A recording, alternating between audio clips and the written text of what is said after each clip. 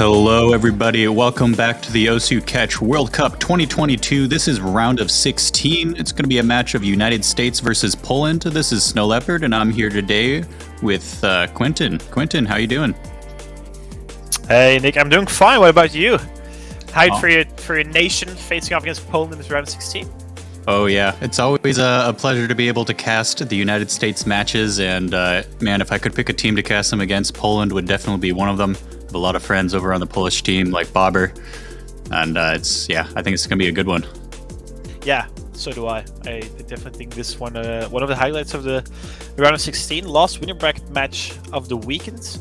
There's still 2 loser bracket matches left as well after this, but first things first, United States or Poland. I'm curious to see where this is going to turn out. What are your thoughts on this one? Do you think the USA is heavily favored or sadly favored? Sadly, I'm saying heavily favored, or like is it Poland that is perhaps quite relatively close to US, or any other thoughts? You know, I think United States will probably take the victory. They're just a really strong team. But that being said, I know that they were pretty worried about this match coming into Poland.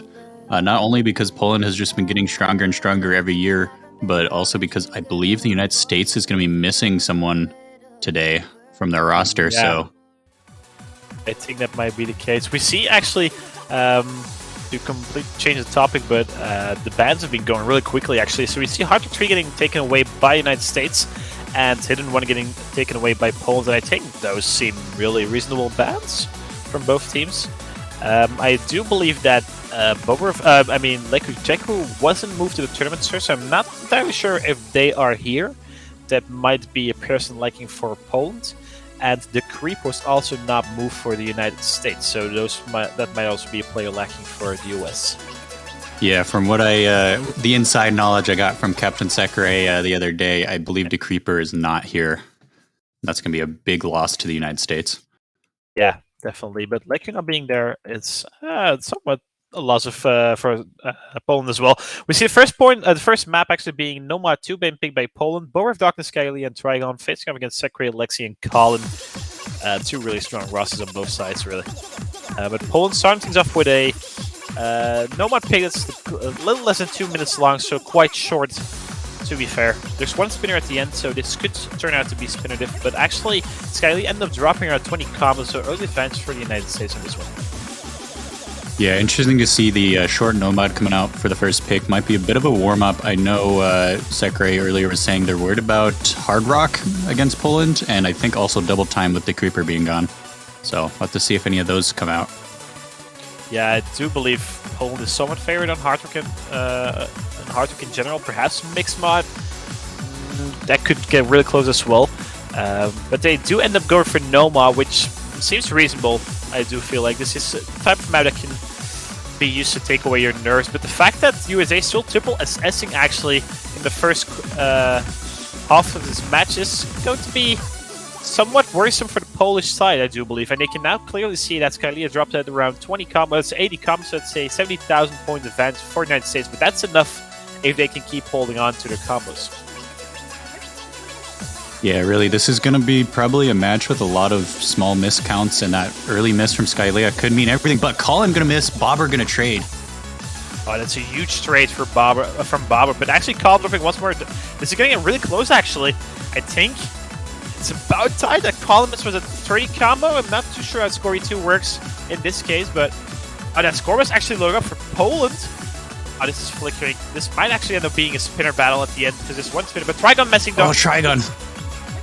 And it's huge for the United States. And Lexi and Sekre versus Skylia right now. Polish side sadly crumbling there at the end. That's going to be a first point for the United States. But that was way closer than it could have been, actually. So, unfortunately for Trigon being lost to Miz on that side, because I do believe it would have switched to Poland. Because Colin's misses were a little more spread out. But it's beautiful double S's from Sekre and Lexi. So yeah, like you said, I think that 1 miss from Trigon at the end, unfortunately, was just 1 too many. Right when they had the chance of stealing that win. I guess it wouldn't even be a steal; it was their pick. So a bit unfortunate. They're starting out their match with a break point. Yeah, and interesting to see is that Poland was the best Nomad 2 and Nomad 3 player from last week. They were the best team out of all teams. And to then start out with Nomad 2 and lose on it, that's not good for Polish morale, I do feel like. So it's crucial for them to break the United States back on the upcoming pick, but I do believe they're going to go for Hidden, so it's not going to be easy for Poland, but we'll have to see. But yeah, beautiful performance coming from Sekre and Lexi. I mean, the two powerhouses on the United States side, right? They're so strong. And yeah, Hidden 3 getting picked immediately. And I do believe we're going to see Elux and Zach coming in to support Lexi. On the Polish side, I would assume Lexi to be coming in, but he's not here, I do believe. So that's going to be Bobber, Trigon, and then I would say Mowers. Cosmate, I don't think he can play Hidden, so I think Mowers might be making his first appearance of this Sketch World Cup, actually. Yeah, I was about to say, I believe you're correct, and there it is, Mowers coming in. Yeah. Right now we got Lexi and Sekre for the United States roster, but I would imagine Zach and Elux coming in, like you said, along with Lexi. Yeah, Mowers a really promising new player in the Oslo Sketch World Cup, I do believe. Really consistent on early double time pulls. But having to fill in for Hidden now, I do believe. I think Poland would have rather put Leku in that position. Leku being known for his Hidden somewhat, so it's kind of weird that... well, it's kind of unfortunate rather for Poland that Leku is not here. But perhaps, I think Mowers, if I'm not mistaken, he can handle early Hidden pulls as well, but if they do increase a little bit of difficulty and AR rating gets a little lower, then he does end up struggling. But this should still be part of his repertoire. Let's put it that way. Absolutely, we can see the captains in chat joking around about their missing players. So yeah, it does seem like Leku is going to be gone for this match, and Decreeper is also gone for this match. Yeah, it's really unfortunate for Poland. It's a thing that's always been their biggest issue, right? It's not about skill. It's not about match. Well, they have had some really rough matchups in the past couple of years, but it's mostly about just getting 6 people together that are motivated to play in the World Cup. And once again, they lack another player. They lacked Mowers last week, but they didn't end up mattering. But they lack Lekuru this week, and that's not looking too bright for the Polish side, I do believe. Yeah, we'll have to see how it goes. And then we mentioned Elux earlier, possibly coming in for this Hidden pick, but it looks like Sekre is going to be staying in instead. A captain taking that role. Also a relatively decent high AR Hidden player. He can manage, let's put it that way. Obviously not known for his Hidden. But if you're a top tier player, you're known for, well, pretty much everything anyway. Or you're good at everything anyway, let's put it that way. Yeah, if this was a low AR, I would definitely expect to see Elux coming in. Yeah, same. We see Sekre and Mowers being the first straight misses. So, it's going to be early advantage slightly for Poland's favor, but Mowers ends up dropping once again. So 2 of these versus 2, but double miss from Mowers. Yeah, Bobber going to follow up with that miss now. And then Sekre and Mowers again. Zach now 2. Yeah, Lexi versus Trigon, probably the best Hidden players on either team, so to be expected to have these two still seeing. But Mowers slightly struggling, not even an S-rank right now. Yeah, Mowers definitely hurting here. Yeah, and Trigon dropping his loss of C for Poland gone, and Lexi still holding on to a double S is going to give the United States quite a decent buffer of about 100,000 points. Yeah, we talked about how much of a problem might be to have Leku gone, and we can really see it. Mowers is trying his best, but he just can't really pull it off. Barely above 98% accuracy right now. So we get a lot of other misses across the board, but it doesn't matter. United States have quite a buffer of score right now, over 100k. Yeah, Bobber also not able to hold combo. Trading miss with Sekre. Sekre is slightly struggling. Zach ends up dropping as well, but Lexi, I mean, well, he's probably the best player in the world anyway, so that was to be expected, but still. Huge performance coming from Lexi. Bobber dropping once more, but there's such huge cushion for the United States that they needed an absolute meltdown if Poland want to come back into this. Not a bad score in Trigon either, currently on the 1 miss, but Mowers and Bobber just sadly not able to support him as much as he'd like to.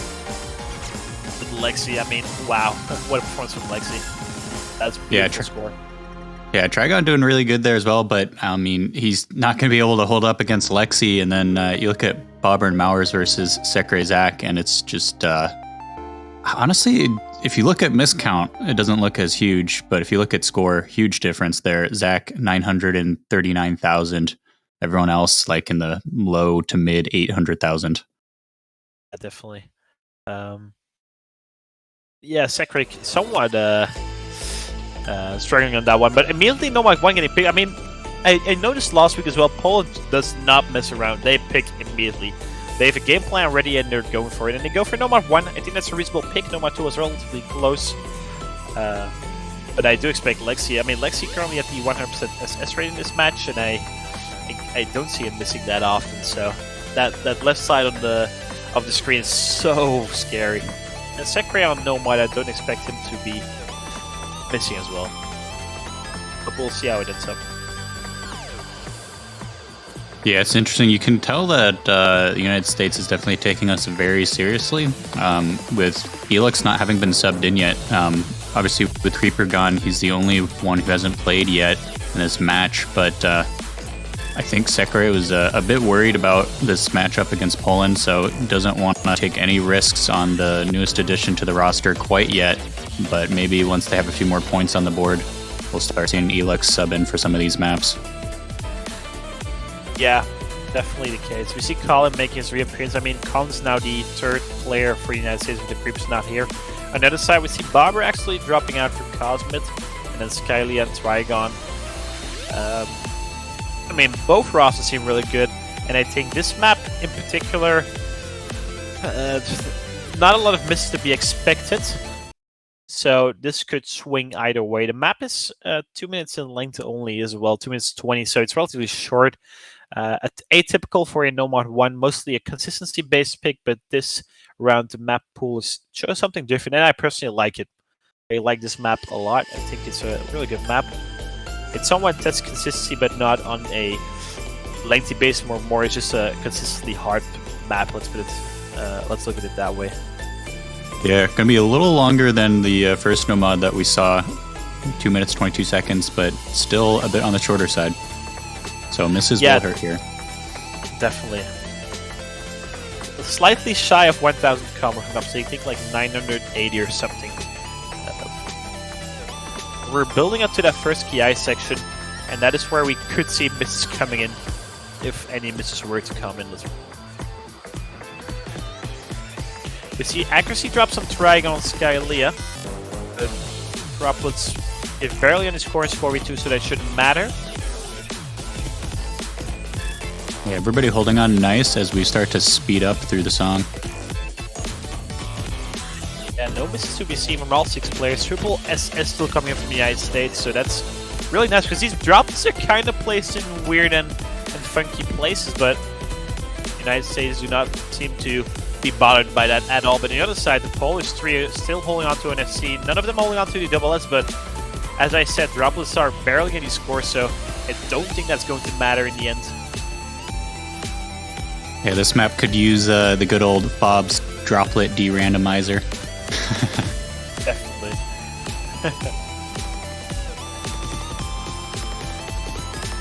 Yeah, approaching 2/3. And Colin being the first to drop. Oh, that's not good news for the United States. And the Polish players are not trading that miss from Colin. And that's going to give 50 to 60,000 point advance in favor of Poland. Last quarter of the map. And well, the United States need to see a miss from Poland coming quite soon, or Poland is going to run away with this. Yeah, that drop really crucial for Colin there. Right at, like you said, about 600 combo. And he drops again after hitting 200. Skylia will trade. Yeah, but that still favors Poland. UFCs versus 2. Oh, Cosmet dropped now as well, though. I don't know if it's going to be enough. There's not much map left. We're almost at the end. I think there's not enough time, but it's getting close. There's only the Spitter, and that's going to be the first Polish point on the board, actually. Winning their Nomad 1 pick by about 15,000 points, so really close. Once again, a double S coming from Lexi. Triple double S already in this match. Beautiful performance. An FC from Trigon. Trigon, honestly, also a new player in this year's CWBC, but he's been playing really, really good. Yeah. Yeah. Yeah, definitely Trigon doing great so far in this match. And United States going right back to Hidden, trying to get another point. But this will be the last Hidden pick available, the title track by Origami Angel. It's a Crowley overdose from a set by Gems. I think this is a reasonable pick coming from United States, seeing the skill differences on Hidden 3. So this makes perfect sense. But Poland on the board, that's good. It's not a clean sweep. And, well, all three of these picks, except for the Hidden one, have been really close. So I'm expecting some fireworks off of this Hidden 2. I think this Hidden 2 is heavily United States favored. However, Elix is making his first appearance of this match, so Nurse might be a factor. And Sekre was, somewhat struggling with the Hidden 3 pick, so could potentially have the same happening on this one. Curious to see how this is going to go. Yeah, it's weird. So we have Elix in, which I'm happy to see, and I was expecting him to come in for one of these picks, but Sekre staying in instead of Zach. It's a curious decision. I'll have to chat with Sekre later and get his thoughts behind this decision, but maybe not a map that Zach is favored for. I think Zach is more of the covered hidden player, and Elix more of the specific hidden player or something. I think they do it something like that. Yeah, Zach definitely for sure would be good for the converts. Yeah, and then low AR hidden is also Zach, and then Elix and Lexi. I think Sekre drops out as soon as the AR is a little too low. Yeah. On the other side, Mauer's making his reappearance, having to fill in that third spot once again. Because there is no Leku. An early drop coming from Sekre, so early advantage for Poland.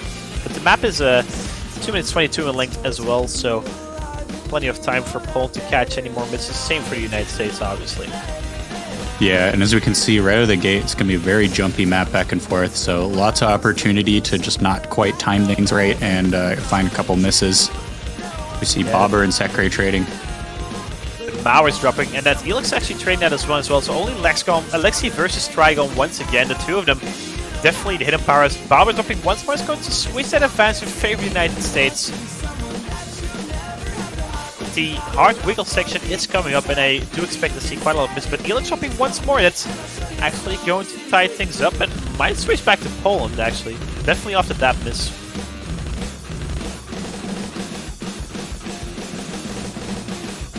And Lexi's going to be finding his first match of this match, actually. So, Trigon, the only one in the full combo.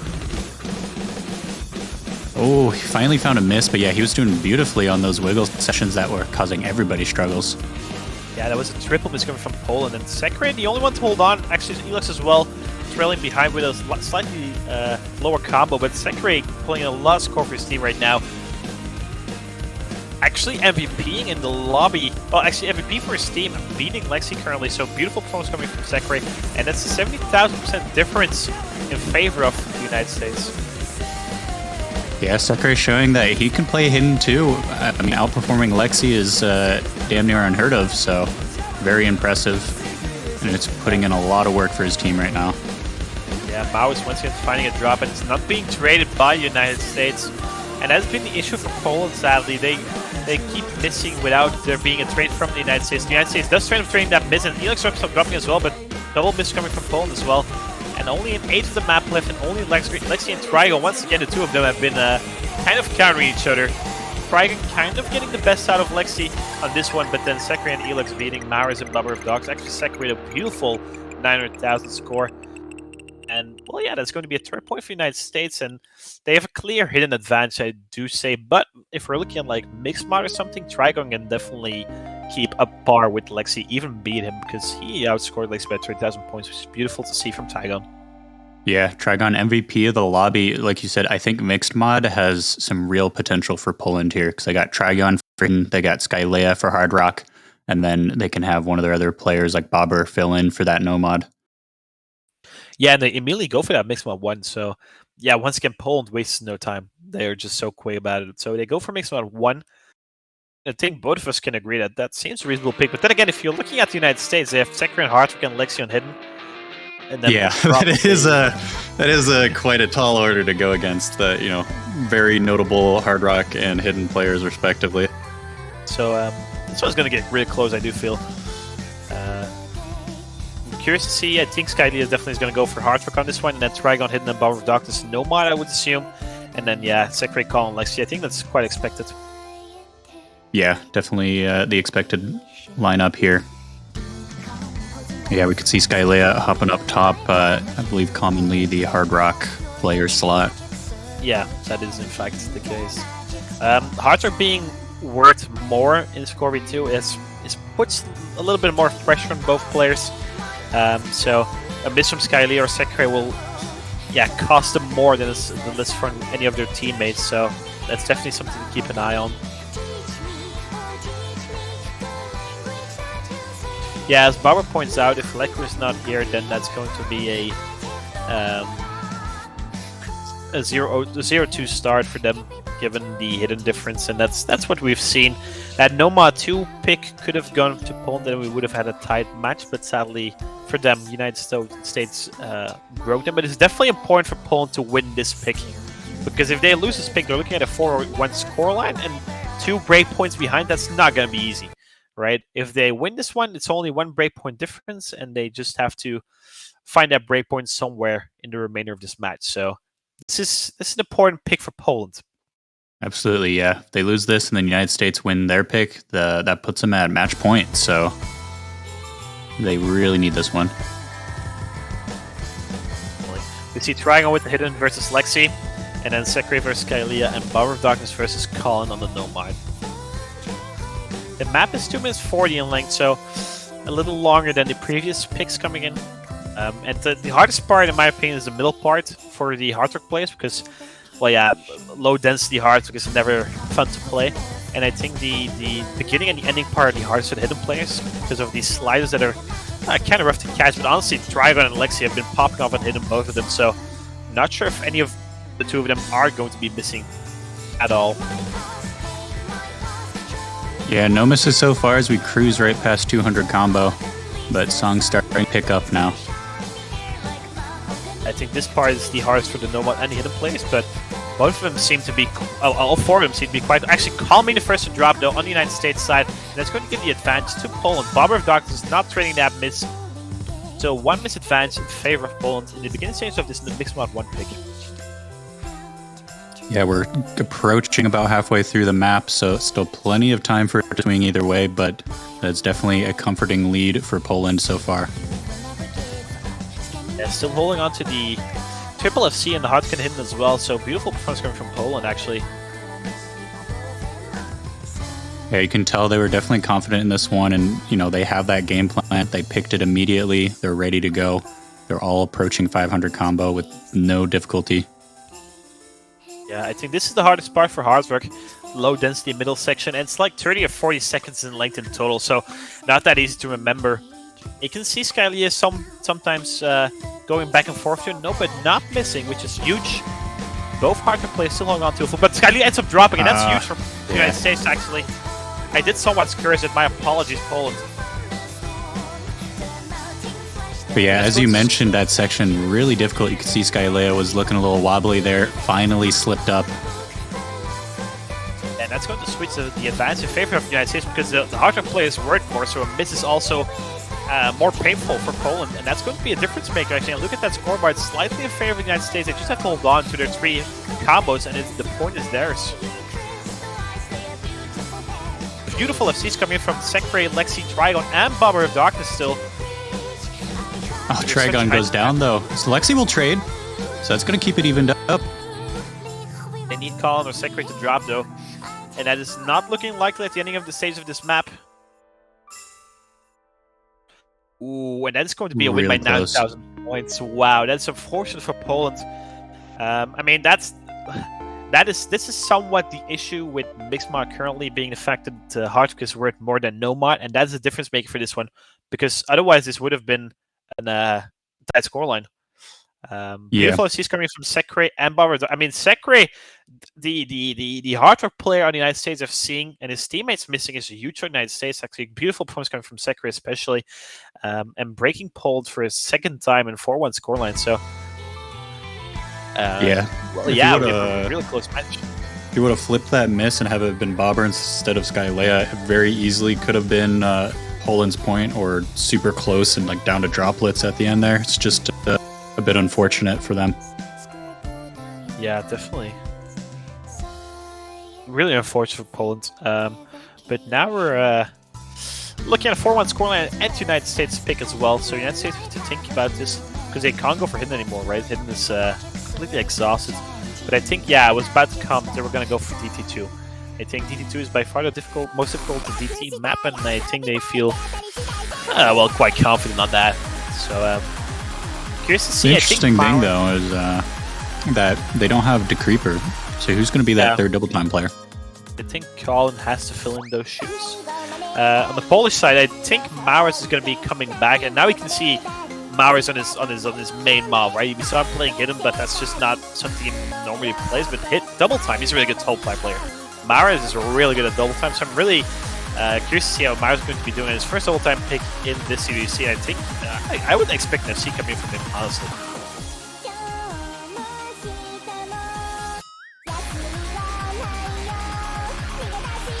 Yeah, we're still waiting for that third player from Poland. Yeah, I think It looks like we're keeping Lexi and Sekre in. Yes. I believe Elex plays a bit of double time as well, if I'm not mistaken. So a little interesting not seeing him in here. Maybe this one, being one of the hardest double time maps, is a bit above what they're comfortable having them play. Yeah, I think that that is definitely the case. It's a valid point you're making. Cosmos, Kylie, and Maurus, that is also a scary double time lineup, so this is definitely not a walk in the park for United States. But I would give them slightly advantage. If Lexi has been performing in this match, definitely missing out on Mixed Mod 1 and Hidden 2, but still 3 double S's coming from him. And Sekre, has he missed? Oh, he did miss on the Hidden picks, never mind. But he hasn't missed outside of the Hidden pick, so that's promising for the United States as well. Yeah, for the US, my eyes will be on Colin for sure. He normally performs really well, but has a bad, unfortunate habit of choking right at the end. And that could be fatal here. That could definitely be fatal here. This map's 1 minute 40 in length. Low CS3. Miles going to be first to drop, actually, so for those events from Poland. It's a really dense map, as you can clearly see, and that is... well, that can catch people off guard. And it's quite wiggle heavy as well, in my opinion, so not an easy map whatsoever, even though it's only a platter.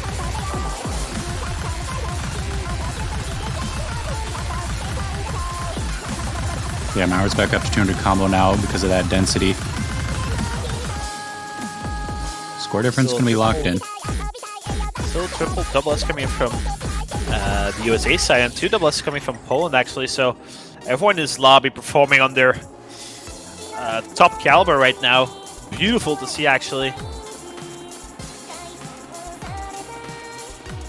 Yeah, a nice 100% across the board. Very satisfying. Cosmic now. Dropping in the slow section though. And Maurus up once again. Double screen from Poland. Colin trading once, but Lexi and Sekre holding on. That's going to even further that lead. And only quarter left. Kylie is doing everything they can, but Lexi and Sekre still on to the double S, both of them. This is not looking too bright for Poland right now. They need like an absolute meltdown. And I don't think there's enough time for Poland, sadly. Yeah, that's going to be it. United States going to be going to match point. And once again, kind of like I mentioned, we see right around that 3/4 mark, Colin slips up a little bit and finds a miss. But luckily for him, his 2 teammates having beautiful SSs and Poland just having a couple misses here and there throughout the map. Skylea with an SS as well, but 2 misses for Maurus, 2 misses for Cosmic.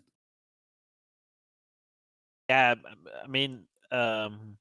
Colin once again ends up dropping though, so Colin is not able to FC in this match, but Lexi and Sekre, 2 of them are really, really strong. Way stronger than I anticipated myself, and 5 match points for the United States, so it's not going to be easy for Poland.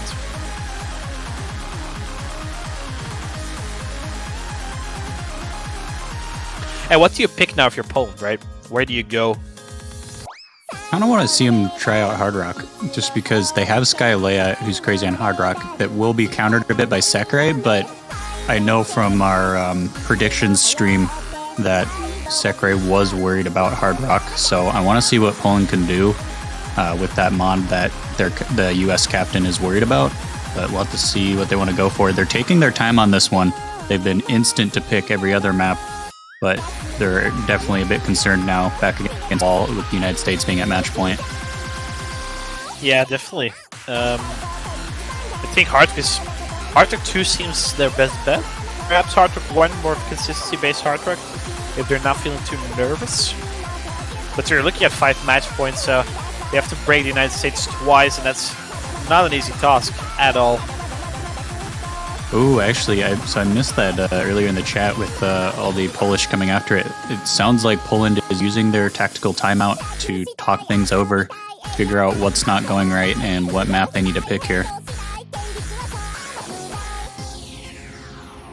Yeah, that's. I mean, I don't think every team in the tournament knows they have the ability to ask for a timeout. So I'm quite sure that's day for Poland to use it now. I think this is the ideal time for a timeout. They really have to think this pick through, right? Backs against the wall, so. Yeah, meanwhile, it doesn't seem like the United States is too worried about how things are going. We have the captain clearly listening in onto the stream. How's it going, Sekre? Don't worry, Queen. Okay, thank you, Sekre. I was waiting. I was waiting in space for that message, so right on time. Either way, I think Leku not being here is definitely hurting Poland, especially in the hidden. I think 2 hidden points were, yeah, unfortunate for Poland, because I think they would have been competitive on those if Leku was here. Yeah, and 2 points doesn't sound like a lot, but when you think about it, this is first to 6, so that's a third of the way to a victory that just given away because you were missing a player. Yeah, definitely. But curious to see where they want to go. Still taking their time. Trying to get some momentum out of this match. Might be a good idea. I think they're probably discussing Hardrock 1 or Hardrock 2, or perhaps Mixmap 2. It's one of the 3. This timeout paying off well for Poland. U.S. captain spilling water all over himself. This was all according to plan for Poland. They just had to break that momentum and wait for the United States to just dismantle themselves from within. And they do end up going for Hardrock 2. So our analysis is spot on. It's always nice. And you go for Hardrock 2, and honestly, this song is so good. It's a really good song. I tried looking for it on Spotify, but I couldn't find it for some reason. Probably have to look harder. Yeah, it can be a little hard to find some of these more obscure songs, but definitely a banger and really awesome mapper Bunray for this one, so the map's going to be spicy. Yeah. Yeah, once again, the Polish team, they seem somewhat, I wouldn't say torn apart, but dissatisfied with their team performance for the fact that Leku's not here. Once again.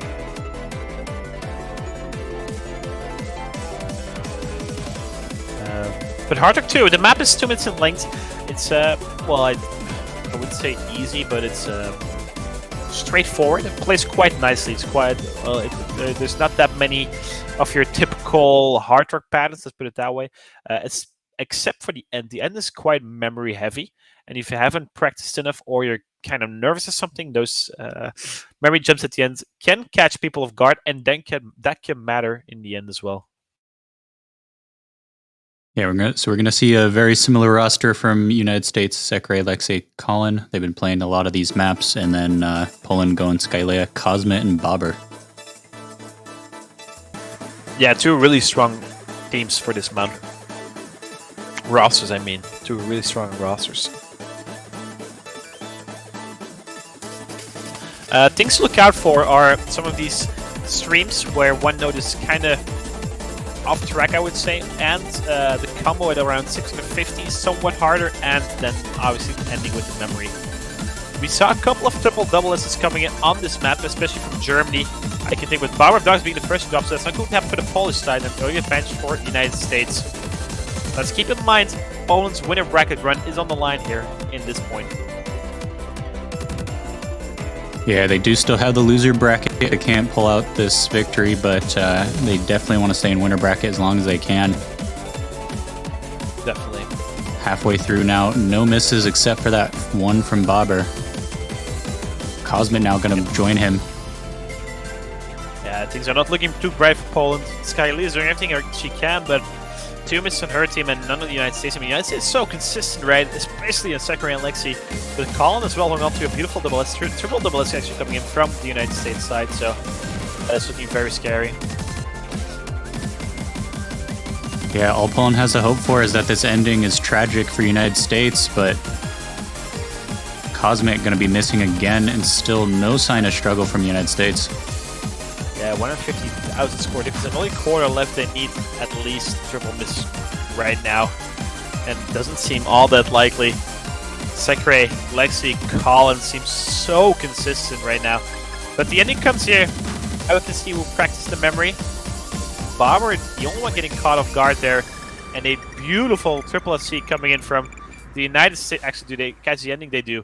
The triple SC coming from the United States of America. And that is a dominant victory on this last pick. And Bobber, in particular, somewhat struggling. It's a 200,000 score difference as well. And I mean, beautiful performance coming from the United States. Yeah, we can see Skylea, definitely someone to be worried about playing against on Hard Rock, but unfortunately, Poland just couldn't quite pull it together with the other two players. And that is going to make it a 6-1 victory for United States. That is a... yeah, United States seem really, really strong this year. I think this is... Well, I already said it a couple of weeks ago, but this is the year for United States, I do believe. And once again, Lexi, I think only missed 2 maps out of the 6. So that's 4 out of 6 FCs. Not bad. Sakurai also missed on 2 maps. Also 4 out of 6. So, well, beautiful performance coming from the United States. And here your winners once again, Zach, Sakurai, Colin, Lexi, Elix, and then the Creeper, who is not here currently. But he does, well, his team ends up winning this match. So they're going into the quarterfinals winner bracket. So that guarantees them of a top 12 finish, I do believe. I'm entirely sure about that, actually. But they're facing a clash versus Canada in the quarterfinals. So a North American clash between the United States and Canada in the winner bracket. Well, so on the other hand, Poland does end up dropping down to losers bracket where they'll be facing... wait, this is the winner bracket. So we can actually confirm our 4 winner bracket quarterfinals. So we have China versus France, which is, wow, Indonesia versus Chile, Canada versus United States, and South Korea versus Mexico. Those are 4 really exciting matches, in my opinion. 3 North American teams still left, 4 Asian teams, and 1 European team in the winner brackets. If we're then dropping down to loser bracket, we see Russia versus Japan. That's also a really hype match. But actually, Poland ends up facing the Netherlands. Then continuing forwards are Argentina versus Taiwan, Germany versus Vietnam, Finland, Australia, and then Singapore versus the winner of Turkey versus Sweden, which is going to be happening later on today. And then Belgium versus Italy. I'm already terrified by looking at those games. And then Brazil versus UK or Norway as well. But yeah, honestly, really dominant performance from the United States. I think you can be very proud of your nation, Snow Leopard. Yeah, definitely. Like I said, I expected the U.S. victory there. I did think that Poland was going to take a few more points, but I didn't know that Leku was going to be gone, and that clearly was a big hurt for Poland today.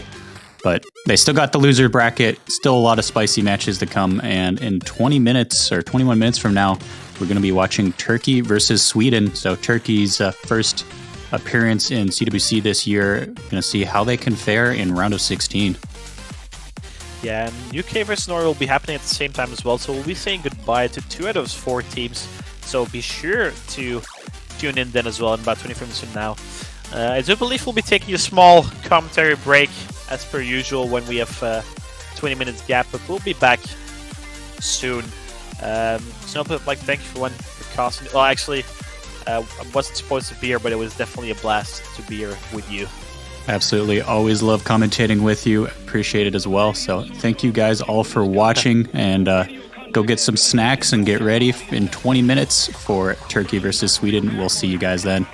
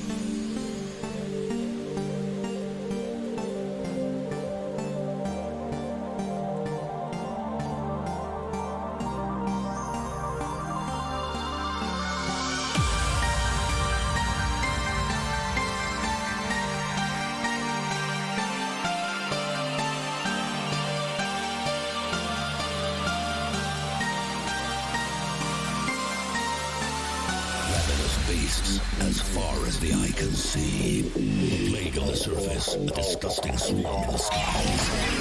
With a crash of thunder, a new demon appears. Unfurling its rotten wings, it lets out a petrifying scream.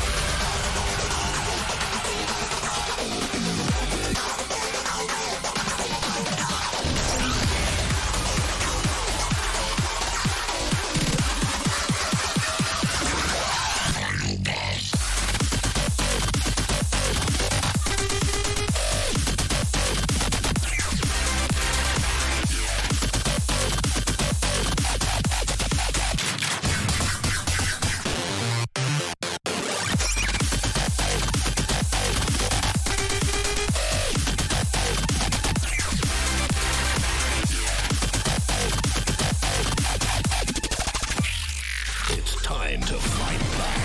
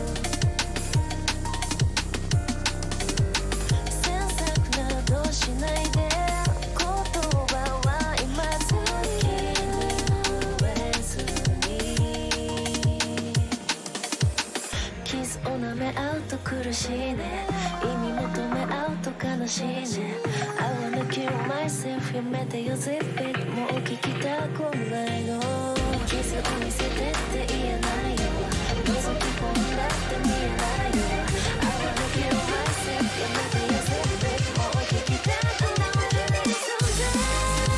You don't give me no sign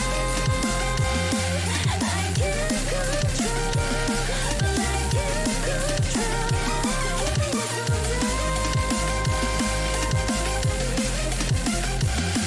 more can't control but I can't control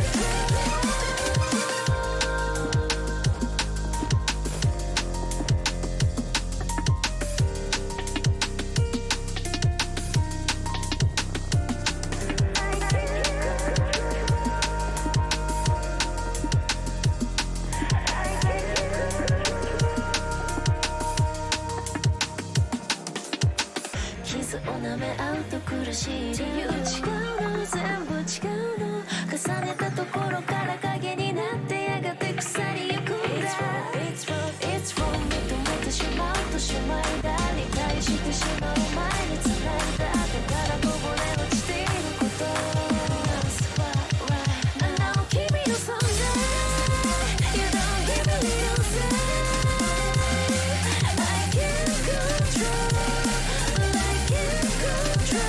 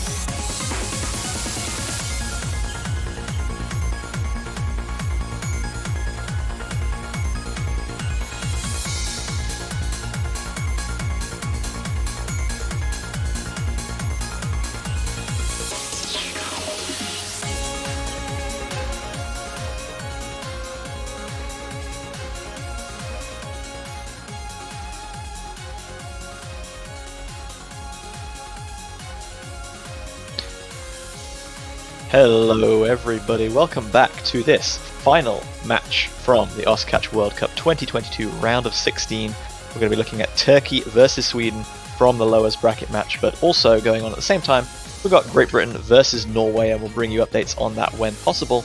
So here's our two teams, Turkey in red, Sweden in blue, and reminder, both of these teams are fighting to remain in the tournament. Loser goes home, there are no second chances. I'm JB Hyperion and joined for this match by Luminite, who is preparing a coffee. Not Is at the coffee moment, prepared? but I will be soon. Okay. I woke up very late. If you caught me for the other match, Mexico Taiwan, you knew that I was gonna sleep in very late, and I did indeed. But I woke up. I'm here. I'm excited. Turkey versus Sweden. We did have a very fun time talking about this match when we did our predictions. I expect it to be very, very interesting. You know, we talked a lot about how Turkey seems to be one of those teams that you definitely don't want to underestimate. So I'm really interested to see how they compete against a team like Sweden, who has so much extensive experience in this tournament, Turkey being a very new team this year. Yeah, Turkey, probably the team that are making their debut at the Catch World Cup, never appeared in a CWC before, that have done the best out of the other four teams that are kind of debutants. Sweden, a team of players that have been around for a long, long time, of wealth of experience in pretty much their entire roster, really. Looks like Turkey are going to be banning first. I didn't quite get to see what Turkey's roll with. Asion from Sweden rolling the 60. A 5. That's a kind of an unfortunate roll from Zeus, the Turkish captain. Seen But a it lot will be of Sweden winning the roll. Yeah, I've seen a lot of low rolls. Both Mexico and Taiwan rolling under 15, 6 and 11 respectively, so... In Canada versus Russia yesterday, I think we had 100 versus 97, so... Yeah, I think, I want to say Elux mentioned that, but rolls are all over the place. So, Zeus, captain of Turkey, taking Hidden 2, Origami Angels, the title track, out of contention. We'll see what Sweden opt to ban next. I think that's a kind of decision that infers that Turkey aren't feeling very confident on Hidden. Because when I think Sweden, I definitely think a no-mod and double-time team as their strengths.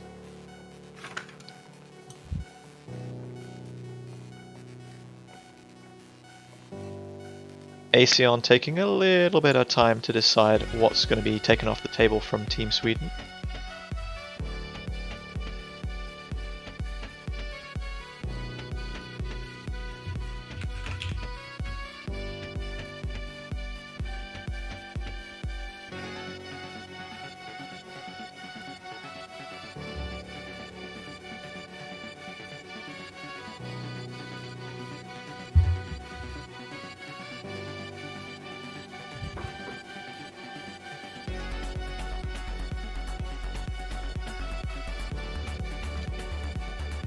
And No-Mod 1 being removed by Sweden, I think that's a sensible choice.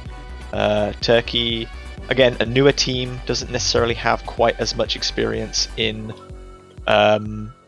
playing these kind of map pools, at least in a kind of one-shot setting. So taking out one of the more easier consistency-focused picks probably suits their strengths.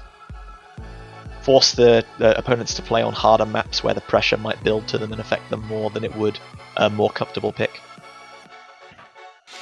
Yeah, that's a fair analysis, you know, and something we've talked about extensively is the fact that even though even though Turkey is a new team, you have been very clear in the fact that you're surprised they have not qualified prior to this year. They took a point off of Taiwan last week. There's definitely there's definitely no reason to count Turkey out of this match. I think they're gonna perform very strong, but these bans are definitely indicative of where the team's strengths and weaknesses lie. Sweden possibly just taking it out to force Turkey into a more uncomfortable position, as you said. So it's going to be interesting with Sweden picking first to see where they want to start off the match. Yeah, both these teams were on the receiving end of 5-1 and 5-0 respective beatings at the hands of Taiwan and Mexico, two incredibly strong teams in their first week in the round of 32. Is Aseon already asking for the tactical timeout before even picking a map? That's very interesting. We've seen a lot of teams picking tactical timeouts like when there's kind of only 2 or 3 picks left, and they're kind of desperately kind of weighing up the options in their mind as to, is this pick better, is that pick better, like how are our opponents on this, give this person a little bit of extra time to practice. But Sweden taking their tactical timeout immediately, is that because they're trying to get someone else into the lobby, or they really do not necessarily have the plan set out? Interesting. Well, I definitely hope for their sake it's the former. Yeah. Not having a plan, having to take a timeout this early, I would really hope that it has something to do with a difficulty that they're having, but... Ooh, man. I mean, we haven't seen Aseon asking, can a player be moved to the server? So I'm not sure if it's a connection difficulty. It might be that that player just physically is not ready for the start of the match. And that timer is going to run out very rapidly, and they're going to be forced to make a pick and play whether their kind of missing player, if that is indeed what's happened, is available or not.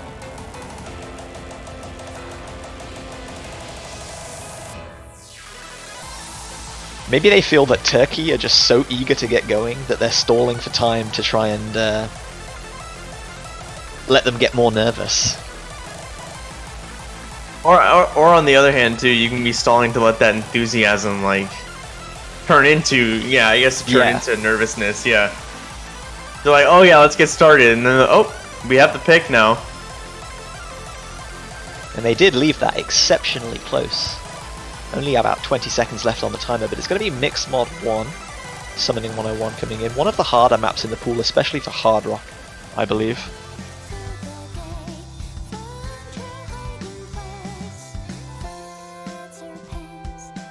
And this is kind of a pick that I expected to come out of Sweden, based on the fact that they feel Turkey will want to play the easier, more consistency-focused picks, where they have a chance of getting really good team scores and competing with Sweden.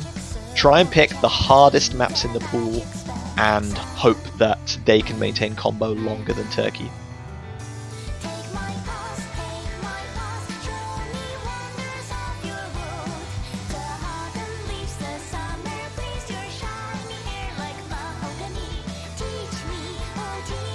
So we didn't see a lot of Meyaku on Team Sweden in the qualifiers or the round of 32, so good to see them making an appearance.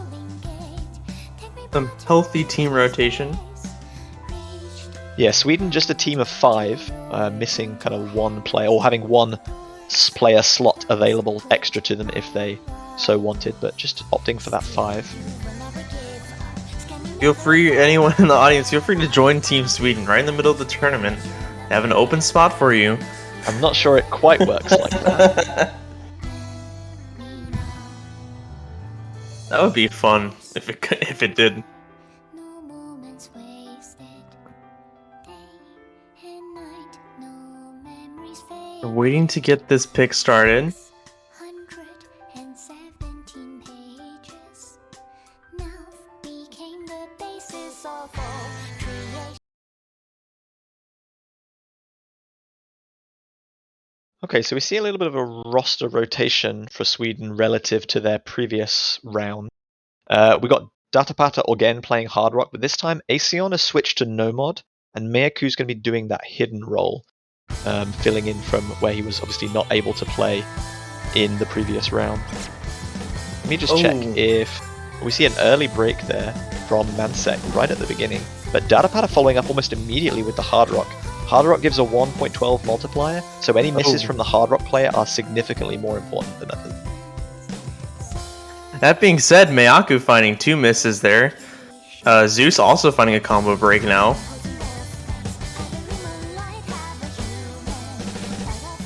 4 out of the 6 players really struggling right out the gate with this map. Mayaku's accuracy really low. Datapata finding another break. Mansek following it up. Mayaku another one.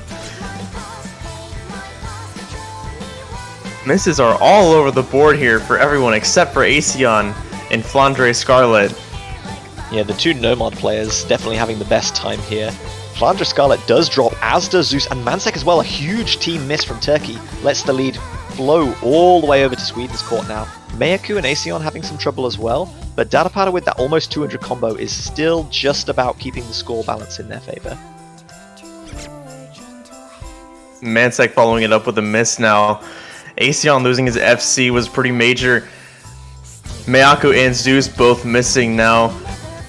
Datapata the only person up at 200 now. Flandre Scarlet is going to join him here real quick. Mansek missing though again. Yeah, there's some really tricky spacings with Hidden to balance the catcher, and also the high slider velocity sliders can be really punishing if you miss slider ends as well. Mayaku just not quite dashing quickly enough in that slow section to catch the end. Mansek also missing as well.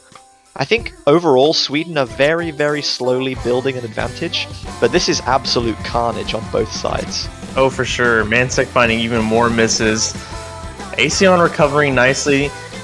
2 players on the Turkish team back up to 200. Aseon the only person on Sweden back up to 200. Mayaku finding more misses. Zeus gonna find a miss though. It was actually going pretty slowly into Turkish favor before that miss. Yeah, Datapata had a miss 100 combo ago, and Zeus with the other Hard Rock kept the score going, bringing it much, much closer. Unfortunately, that miss from Zeus now is going to put the distance a bit bigger, but we see another miss from Mayaku, bringing it a bit closer again. That blue bar is getting smaller and smaller. Ooh.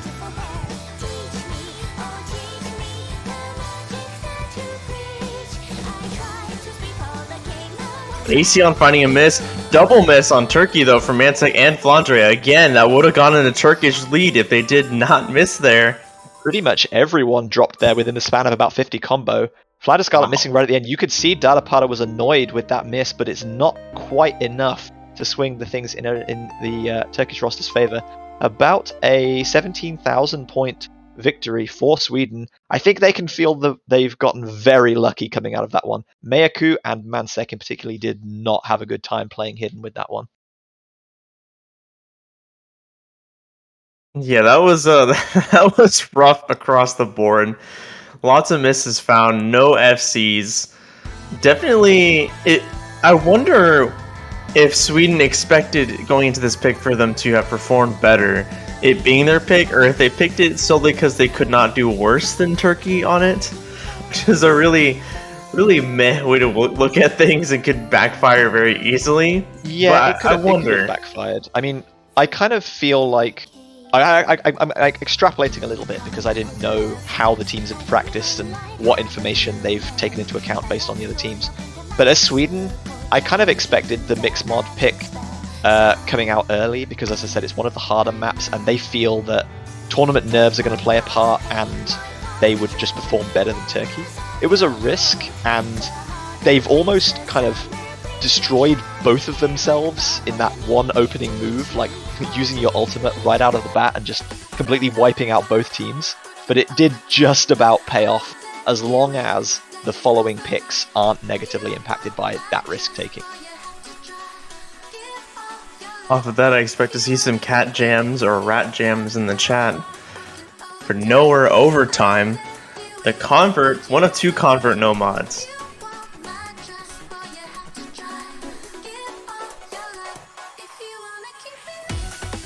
Yeah, so anyone interested in following the Norway versus the UK games, currently 2-0 to Norway, having played Nomad 2 and Double Time 3, and they are also currently in the midst of this particular song, Nomad 3 Overtime, so no matter who you're supporting, you can pretend that you're watching their team with this one.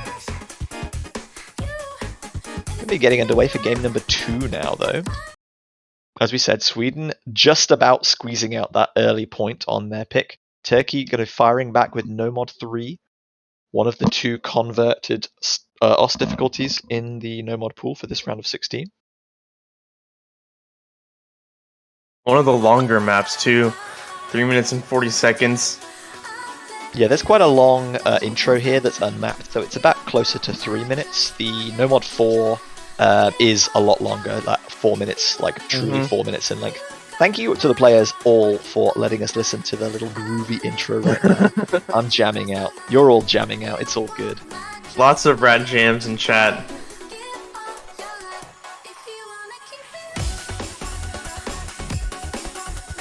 Gonna get the actual map started here now.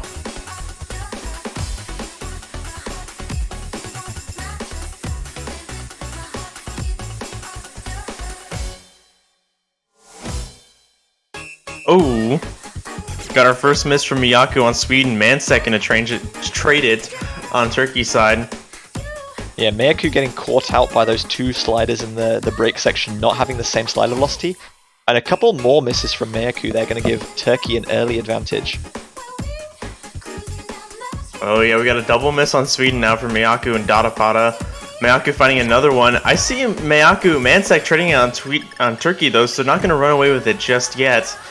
See Miyaku struggling with some of these more like nitpicky pattern or direction changes. Seen him miss quite a few. I think there have been almost all of his misses. One of the struggles with playing a converted map. Miyaku finding even more misses now.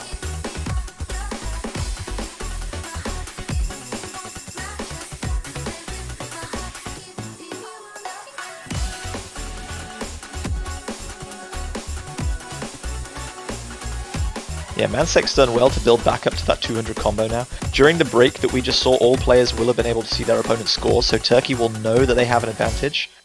And that advantage has gotten bigger and bigger as the map's gone on. No break there, so Turkey won't know that the lead is stretched out further, but Miyaku dropping once again. Really, really struggling here as Dadapada gets back up to 200 combo though.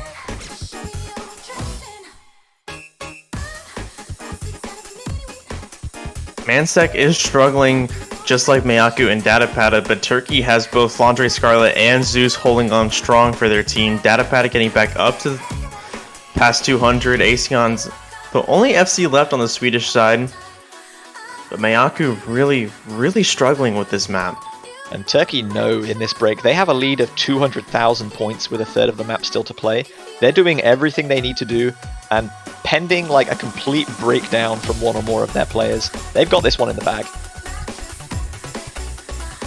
There are some kind of tricky dashes into big slider velocities towards the end, but a miss like right in the last kind of 20-30 notes on its own isn't going to be that much of a problem as Mansek trades with another Miyaku drop.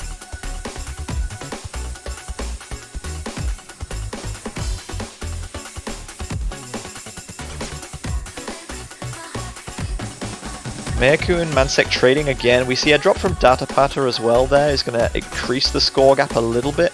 Asion still holding really nicely for Sweden, but his teammates are not able to keep up with him as Fernando Scarlet and Zeus are really putting in work here for Turkey.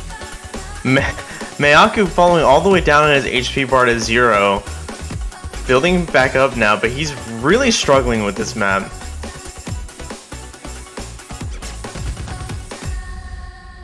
Wow.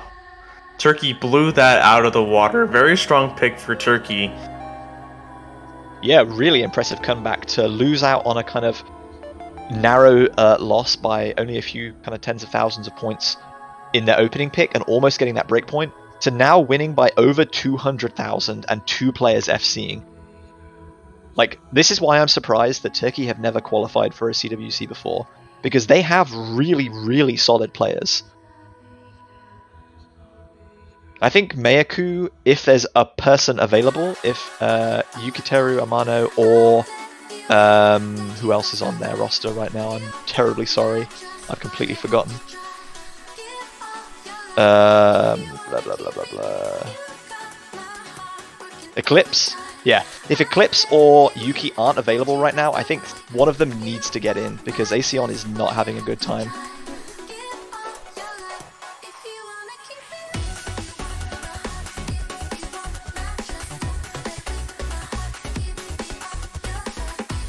I'm trying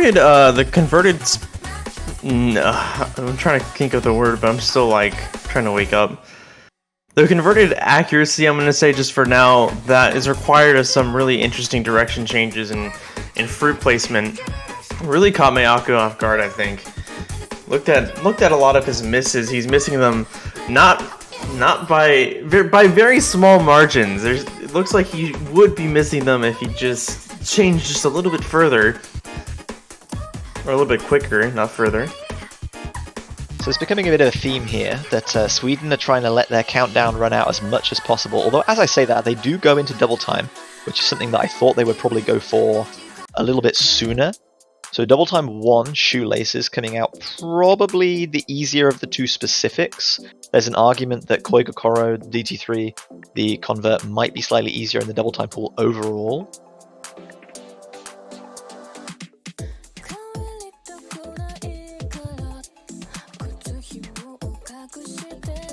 So speaking of players that aren't available, I'm pretty certain that Matt H is not available for the UK right now, because I haven't seen him in a single pick, and he would usually be like an absolute core, immovable member of that roster. And Norway have taken a 3-0 lead now going into, again, this same map. They're also playing DT1. Now Aseon saying move Yukiteru to the server, so if this is what they were delaying for to try and get time for him to join the match, they might have just about delayed enough.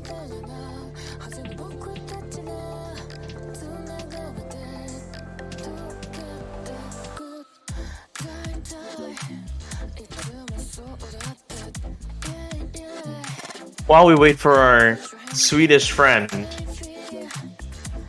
have you been to the Osu store, GP Hyperion? Have you been there recently? I have perused the OS store, yes. I heard that there are very beautiful banners for sale. Yes, I'm so glad that you're aware. We have very beautiful banners, very snazzy, very flashy. $2.50 United States currency. You know, support the team, support your team, support the World Cup. They look absolutely fantastic. I have one on my own profile for Team Mexico, still basking in their victory from last night. Please, sacrifice a coffee, sacrifice some McDonald's or whatever fast food is best available in your country. Show your support, show your love for your Catch World Cup team. All 32 teams that qualified are available, so lots of options to choose from. And as you are plugging beautiful banners, there we go. The man, the myth, the legend, Yukiteru Amano playing in, I think, his 9th CWC, finally able to make it to, hopefully, buoy Team Sweden a little bit, because they've won 1 point narrowly, but then suffered a fairly crushing defeat against debutants Turkey. Hopefully they can get him to swing the tide, because they really need his consistency and experience right now.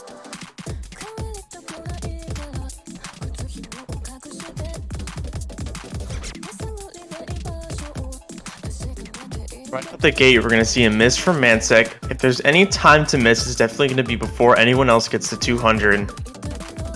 It's going to give a slight combo lead to Sweden for now, but it's not going to be too big.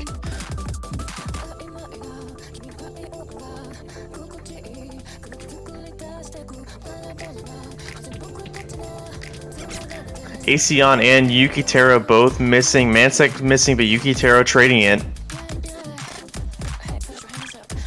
I'm not sure how much warming up Yukiteru Amanu's been able to do, but he is struggling a tiny bit with the catcher control of the dibble time, the fluid increased speed there. Mansek building combo back up nicely. Aseon back up to 200 combo. Zeus going to find another drop. Just Flanders Scarlet remaining with the full combo on the side of Turkey.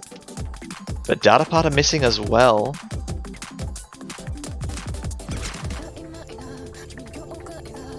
Mansek missing on Turkey. Yukiteru trading it. Mansek missing once again.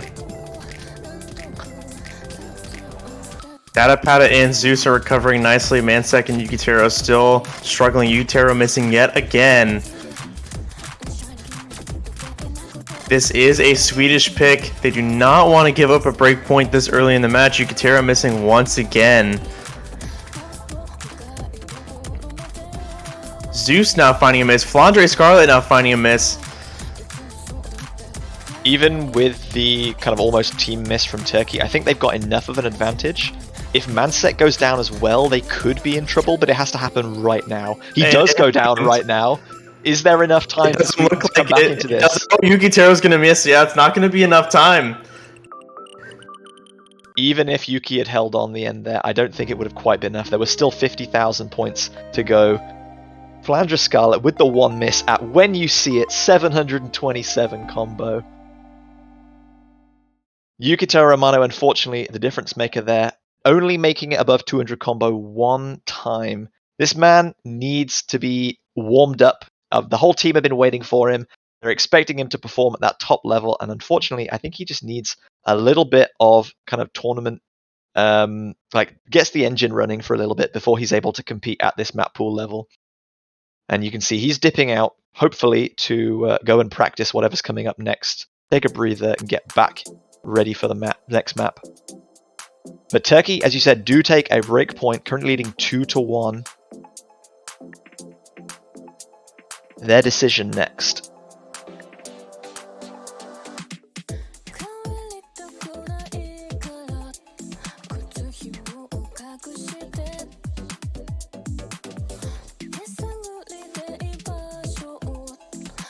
Do they go for the other? I wonder, actually, in a more general question, are they gonna stick to picking converts, right? Because they ran away with overtime. They ran away with it. So I really wonder if they think, okay, converts here are the way to go. No mod 4, for example. If Yukiteru Romano was playing at kind of what he would consider his kind of peak performance, how he should be performing, I think Turkey would be taking a risk to be picking more converts now, simply because he's been around for so long and grew up playing converts and is a very, very good convert player. But maybe if they're gonna pick converts, they do it now before he's at full strength. I think that's a risk, but it might be, now that they've got a breakpoint, it might be something that they're willing to try and do. Turkey are taking a little bit of time to decide here, though. Hard Rock 3, so they are going with converts, but they're going to an unseen as yet mod pool. Norway have just taken a 5th point off of the UK, currently at match point. This one by a much smaller margin, only 16,000 relative to some of their previous points. So UK maybe in with a chance of sniping a point towards the end if they're ending on a high, but yeah, Norway definitely in the driving seat in that match, proceeding quite a bit quicker than this one. One of my favorite names in the tournament, Lorem Ipsum, coming in for Turkey now. How much of the rest of the Lorem Ipsum Dolor do you know? Nope, that's it. Lorem Ipsum Dolor. Yep, just those three. Fair enough. I actually haven't seen that in a very long time. I just know how confusing it is. It was like the thing that automatically came up every time you tried to make a text box in Microsoft Word in like circa late 1990s. I was not alive in the late 1990s. Fun fact. Oh well, okay. Thanks for making me feel old. But... So ref Leo giving both teams a warning that, hey guys, come on, really need to not let the timers run out from now on. So they have been warned. Hopefully we see things move at a slightly quicker pace from now on. From a funnier standpoint, I absolutely love seeing picks be rolled. I know it's unfortunate for probably both teams, but as a spectator, seeing a rolled pick is like one of the most exciting things that can happen. It's like, oh my god, what are they gonna do?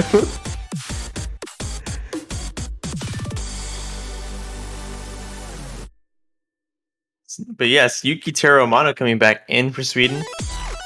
Seems like everyone else going to be remaining unchanged. Flandre Scarlet, Zeus on Turkey staying in, Datapata and Aseon staying in for Sweden. Well, Yukiteru also playing last map as well, but he just stepped out for a little bit.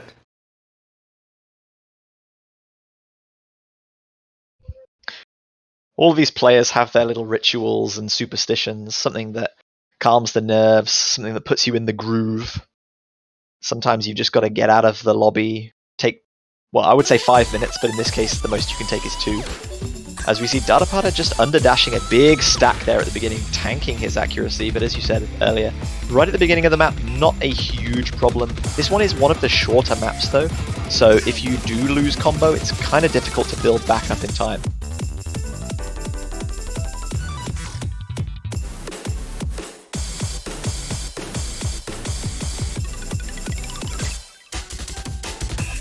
Yuki Terra found a miss about 100 ago. Lorem is now going to trade it. Yeah, that's going to bring the scores very, very close. It's going to be only separated by Datapata's early miss, but Yuki finds another drop there, just as he was kind of building combo back up nicely. Right before the break, missing again. Turkey can see they have about a 35,000 point advantage at the halfway mark. Looking good for them so far to secure another point. Lorem missing at the beginning of this more intense section. Zeus also finding a miss. You can see the score immediately swinging it back over to Sweden. Flandre missing now. Yeah, Sweden easily taking the lead here now with about a third of the map still to go, thanks to that spaced team miss on the side of Team Turkey. Yuki Terra now finding a miss. Lorem's going to trade it though. Definitely not what Turkey wanted. Yeah, Zeus and Flandre Scarlet still only just now getting back up to 200 combo. And we see another 3 misses, 2 of them on Turkey. Sweden eking out even more at advantage as we come into the final. The end of this map is really, really, really tricky, and we could see plenty more misses.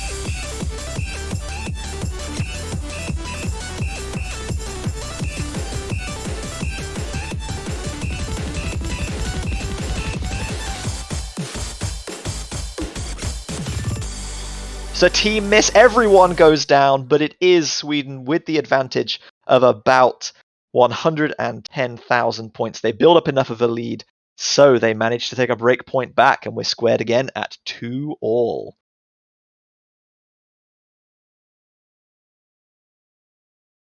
This is exactly how Sweden wanted to respond, getting that unfortunate break point just a little bit ago.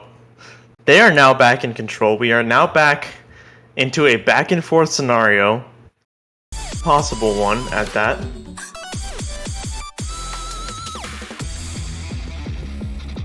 With the warning being down, definitely going to stick to a 2-minute break much more faithfully.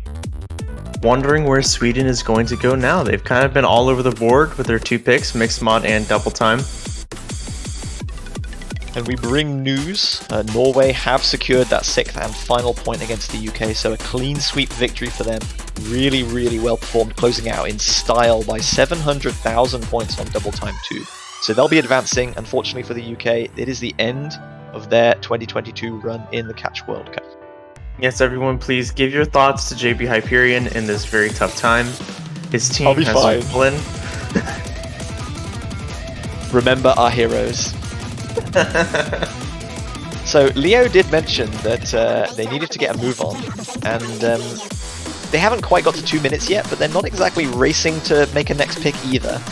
So you really might end up seeing that random rolled pick that you were talking about earlier if they don't get a move on. Okay, they've got it in. They're gonna go with Hidden 3, Anima.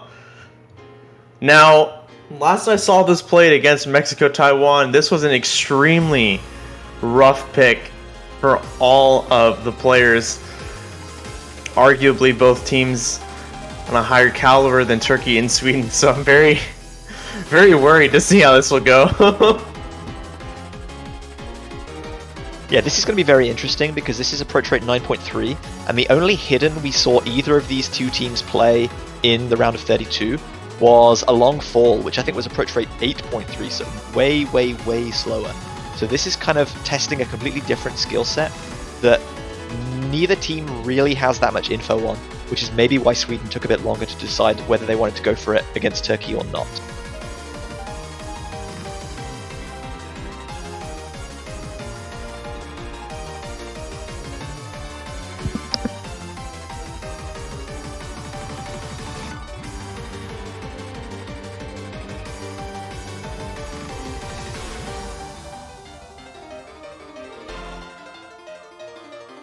So Eclipse making an appearance. I was beginning to think that Sweden were very short on players, but they're making an appearance. That's good. Good to see. Yeah, but it's always good to see some team rotation.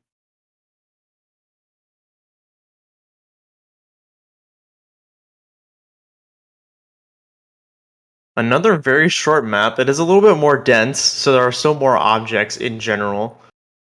But still not a lot of time. Definitely don't want to find a miss on this kind of map, but as I said earlier, it's proven to be a rough pick.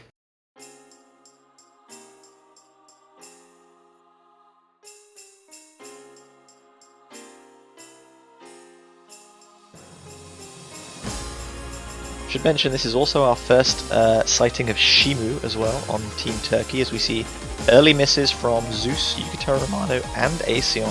So slight advantage to Turkey. Shimu missing on that quick hyper chain there. Ooh, a So triple there's miss a from Team huge Sweden. team miss. Yeah, Zeus the only person still holding a 200 combo, perfectly placed to build a score advantage, but everyone else around him is really struggling. Eclipse finding a miss now. Yukitaro finding his footing. And as I say that, he will also drop. No one on Team Sweden over 200. Zeus, only person on Turkey holding on. Eclipse and Shimu trading misses there. Yukitaro and Mansek building back up as we see another double miss from Team Sweden. Aesion and Eclipse going down, but a double miss from Turkey as well. Mansek and Shimu also falling. It is all on Zeus. He is carrying this score gap right now, but it's getting so small as Shimu is really starting to struggle.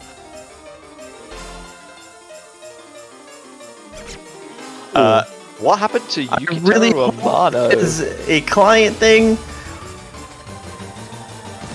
His score is still coming through, it looks like, though. I really hope he's stayed in the game, because Sweden have a definite chance of taking this. Shimu is having a little bit of time building combo, and Mansek has had a huge accuracy drop, down at 96% there.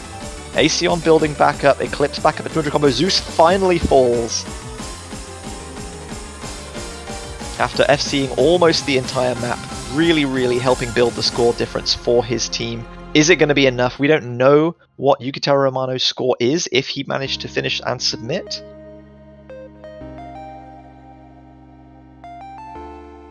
We're hearing that he just disconnected from the lobby and therefore didn't manage to submit.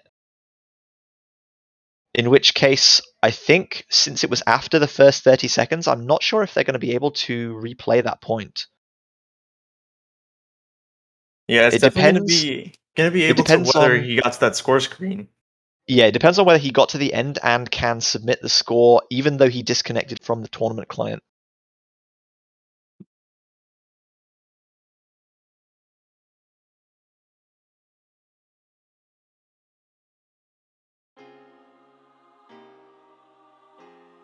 So while we await confirmation, we're kind of tentatively saying that that is a breakpoint for Turkey, which puts them 3-2 up. But we are waiting for confirmation to find out whether Yukitaro managed to reach the end score screen and can therefore submit the score.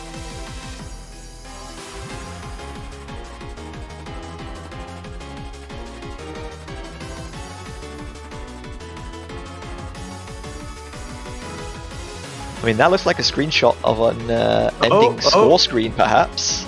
Yeah, we do see a screenshot posted in chat now. I haven't seen anything like this before. I believe similar things have come up in Taika World Cup. I'm somewhat familiar with this process.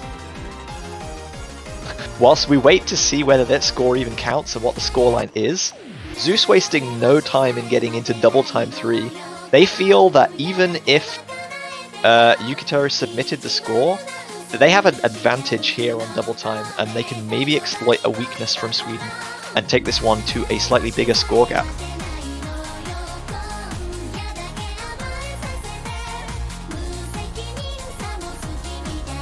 Okay. So, Yukitaro's score was accepted. However, this is gonna be painful to announce. They lost the point by 100 points. What? Yukiteru's score added on meant that Turkey win by 100. Unbelievable. So that was a legitimate break point for Turkey, edging out on Hidden 3.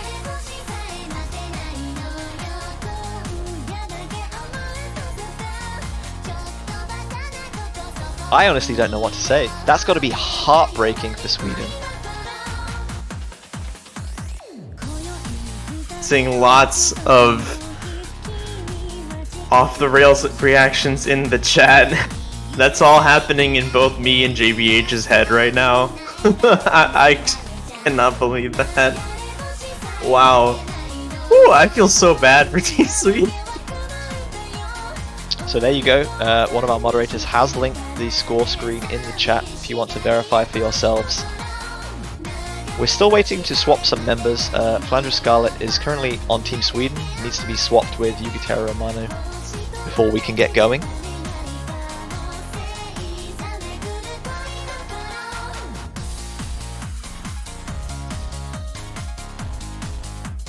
There we go.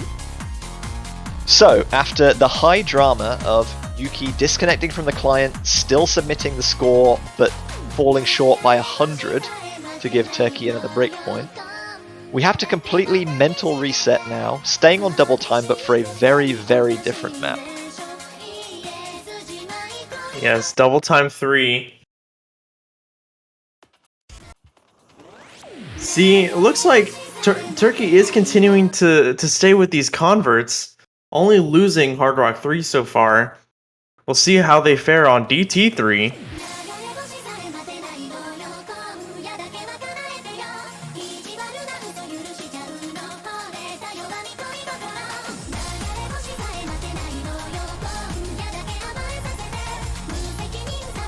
Datapad found a miss at the very beginning. Yukiteru finding one at a much worse spot. Won't at 200 yet, but a double miss already on Team Sweden. Flandre Scarlet finding a miss right before another miss as well. A couple of misses right before 200 combo. Really struggling a little bit there, just dashing away from things slightly too fast. Datapad are going to miss as well, which limits Turkey's advantage slightly, but it is still currently at about 30,000 points as we come to the 1/3 distance mark. Ooh, Mansec finding a miss. Aseon trading it though. Once again, Zeus holding on strong for Team Turkey.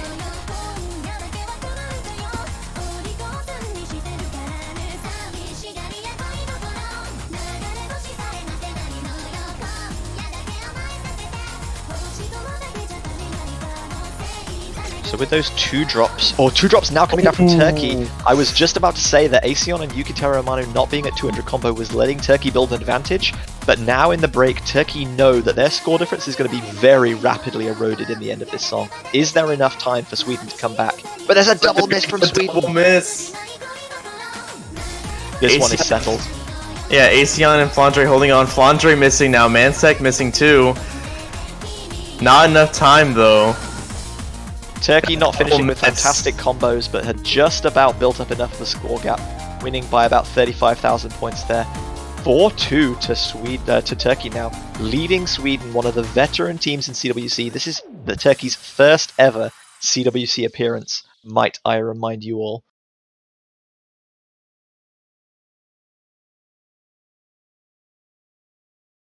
So Sweden will get to pick next, and I think the double time plan, whatever their plan was for double time, I think it's probably going to be abandoned now, and they're going to have to look somewhere else. Do they go back for Hidden, despite the fact that they lost by 100 points? That seems like a little bit too much of a risk. I don't think Hard Rock against Mansec and Zeus is really a wise option right now. But then again, the two remaining Nomads are very consistency heavy, and I think Turkey are definitely in the ascendancy. They have the better mental state right now, and you always perform better on consistency picks when you're in a much more relaxed mental state. I don't think they really have an easy out right now. Let's see, as for converts, we have Nomad 4 left, Mixmon 2 left. just thinking about where Turkey could go after this point, waiting on Sweden's pick. If I was Team Sweden right now, honestly, I would, if I was a captain, I'd be like, all right, guys, toss what happened two maps ago aside. Don't even think about it anymore. We have a totally different mission from here on out now. Gotta reset that mental. Yeah, they have to find some way to reset. Yeah. They are going to go with No Mod 4. That is very interesting. That is the longest map in the pool, obviously aside from the tiebreaker. So it is the most consistency heavy. And in a lot of ways, it's very similar to the map we just saw, except obviously without the double time added, because it relies massively on half jumps for most of its difficulty. 急展開ドラマチックにいつもの場所いつもの空の下始まるのニューストーリーいつだってそんな感じ 4 minutes and 14 seconds of fruit catching. 回り出す突然胸か締め付けられるよ張り裂けそうな感情がぎゅっと苦しくなる切なくなるもう諦めたくなるけれど前を向き行こう間近い時々のパラダイス夢見るの恋する少女の So taking a little bit of time to get started, as kind of has been par for the course for this match. But here we go, underway. Game number 7. Turkey, having taken a couple of breakpoints off of Sweden, currently leading 4-2 against the CWC veterans. Another breakpoint for Turkey here would put them at match point on their own pick. So Sweden really, really need to focus for the next 4 minutes to secure this point. Seeing a miss already from Mansek and Zeus. Datapada trading it though. Once again, That's very early in the map. kind of the start that they wanted, at least insofar as they have the early advantage. But early misses, as you said, not too much of a problem here, just because the map is long and therefore it's quite easy to get back up to 200 combo and start scoring that maximum score per fruit. Yukiteru Amano going to drop as well there though. That is definitely going to give Turkey the advantage, as pretty much everyone else is getting up to that 200 combo cap.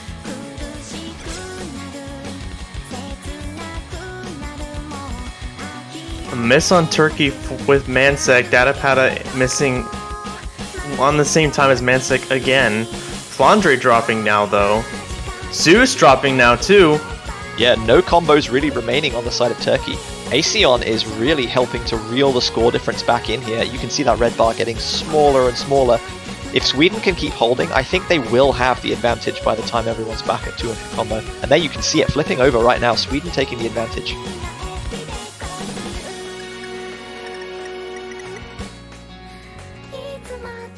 "$6,000 point lead so far. Now 7,000 points, but still very close between these two teams. Yeah, very short break there, telling you just enough that you're doing okay, your opponent is doing okay. The pressure keeps building. If any one of you makes a mistake, that one mistake could decide the point.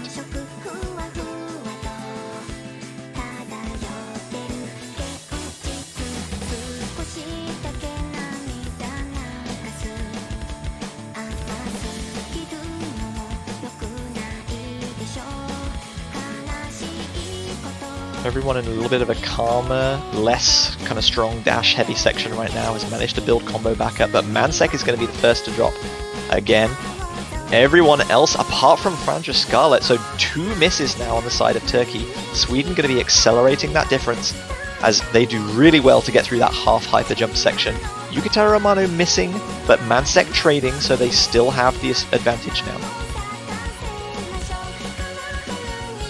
He only had Zeus over the 200 max. Sweden having Aseon and Datapada already up there. Mansek missing again. Flandre is going to get up to that 200 though. As Yeah, the clock Aseon's takes a double breather. S with 1/3 of the map still to go is really, really buoying Sweden right now. He's a good 40,000 points clear of anyone else in the lobby, and the score gap is about 60,000, so most of that is all him.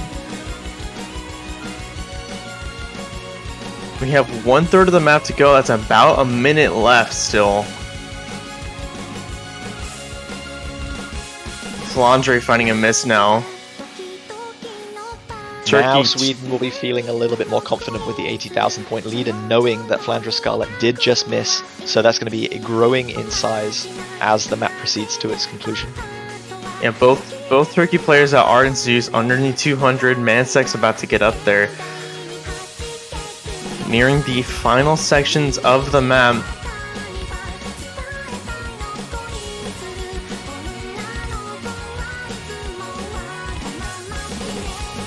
Yuki Taro finding a miss now. Aseon and Datapad is still holding on. Flandre missing it, so it's not going to help Turkey much at all. Flandre Scarlet is wiggling everything. I don't know if he's flexing or has just given up on life right now. He is catcher dancing for days. It's not worked out well there. Yeah, it cost him a miss right there.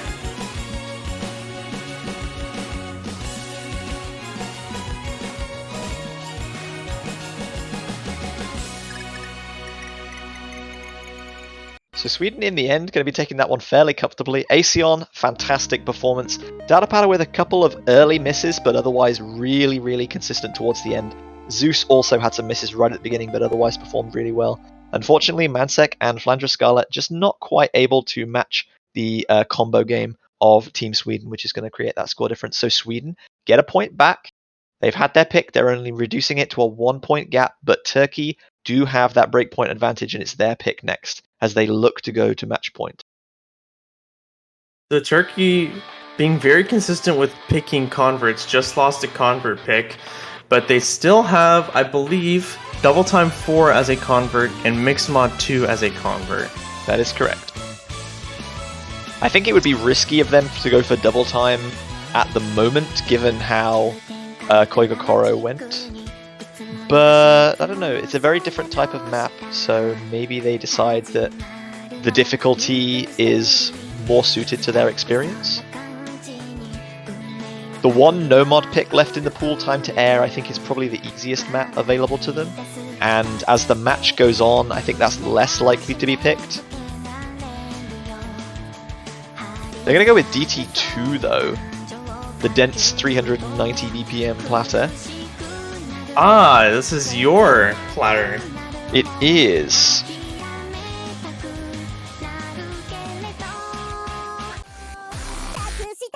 Probably the most mechanically technical, not in terms of the patterns that are kind of laid out, but in terms of how quick and how often you need to change direction due to that high BPM and a couple of little wiggling patterns at 1/2 which get thrown in.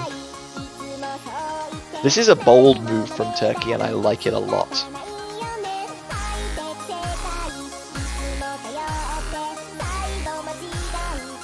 Oh, if they lose this pick, Sweden will be 4-4. Their 5th point will be their pick. Mansek, big fan of your maps, JBH. That's good to see. Thank you, thank you. I wish you good luck, but I of course wish everyone luck. I want to see both teams performing really well.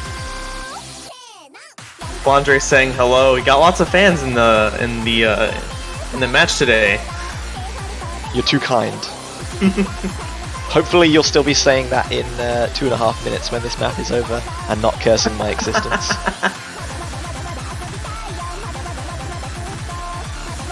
So yeah, Turkey looking to go to match point. Sweden, as you said, if they secure a break point here, backhand leveling things at 4-4 would be really, really hype, with both teams having just one pick left available. So this is a really, really key point for both teams. Eclipse coming back in for double time is interesting to see. Maybe they're giving Yuki Teramano a little bit of a rest for whatever comes next.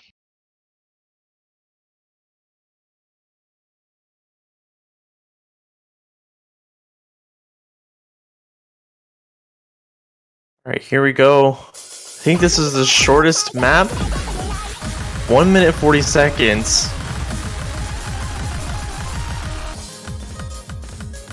Two misses already, one on Team Sweden, one on Turkey, Zeus, and Eclipse. Yeah, so despite being the shortest map in the pool, the sheer density in BPM means that the combo is actually like a little bit higher than you maybe expect. Zeus struggling a little bit with some of those wiggles, but still 2 players for comboing, and in fact, Datapad is going to be the first one to go down there of those 4, which is going to give Turkey a little bit of a growing advantage, but a double miss now, and a double miss from Sweden as well. Aseon once again holding Team Sweden together, clawing that gap back. Datapad continuing to find misses though as the Turkish team recovers. We're halfway through the map now. Turkey with a comfortable lead. But we still have 1 key eye left. Yeah, the twin misses from Datapad and Eclipse as Aseon goes down now as well. Turkey, all of their players at 200 combo, they're in a fantastic position to secure this point and to get match point now. Sweden have to just FC the rest and hope that more goes down as we see Flandre Scarlet and Datapad trading misses, but Zeus goes down as well. Flandre Scarlet missing again. Another one. Eclipse trading in. Mansek still holding a good combo, but oh my god, the misses are coming so fast we almost can't even commentate on them. Sweden have no real combos left as Mansek is going to be the one to carry this one out towards the end. Really, really convincing victory in the end there by about 160,000 points, 130,000 points. That will be 163,000, yep. 163,000. So take a huge breath, because that one has taken all of my energy away. Turkey on match point, Sweden to pick. Your map destroyed everyone there. It did cause quite a few misses, but I mean, this is the nature of high BPM. Like, you're not going to just miss one note very often. You're going to miss in big stacks. So I think that is quite definitely the fastest pick we've seen in this match so far. Aseon going straight into Hard Rock 2, either deciding that this is their best or perhaps even only option that they feel they can play against Turkey right now. Sweden still has time for a tiebreaker. They need to take this pick and break the point on Turkey after this.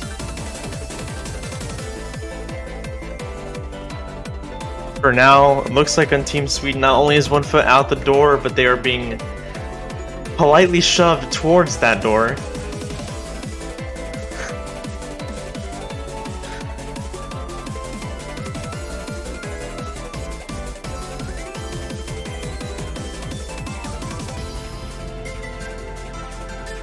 So of the only Hard Rock map to be picked, we have Sweden found a breakpoint on Hard Rock 3. Otherwise, Hard Rock has not been touched. Still have 1 and 2 left.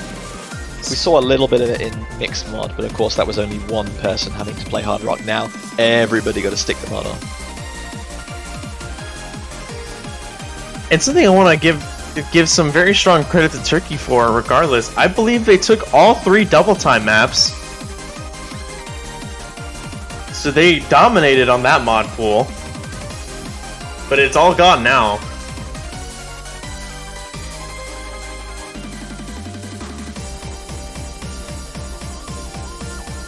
I think Double Time 4 is still open to them if that's right, there's Sweden 4. managed to win this pick. Not used to there being 4 double time picks. No, it is a little bit of a kind of novelty for me as well. So Yukito Romano and Lorem Ipsum coming back in on their respective sides for what might be the final point in this game if Turkey can secure another break point. Sweden looking to keep their CWC 2022 dreams and ambitions alive.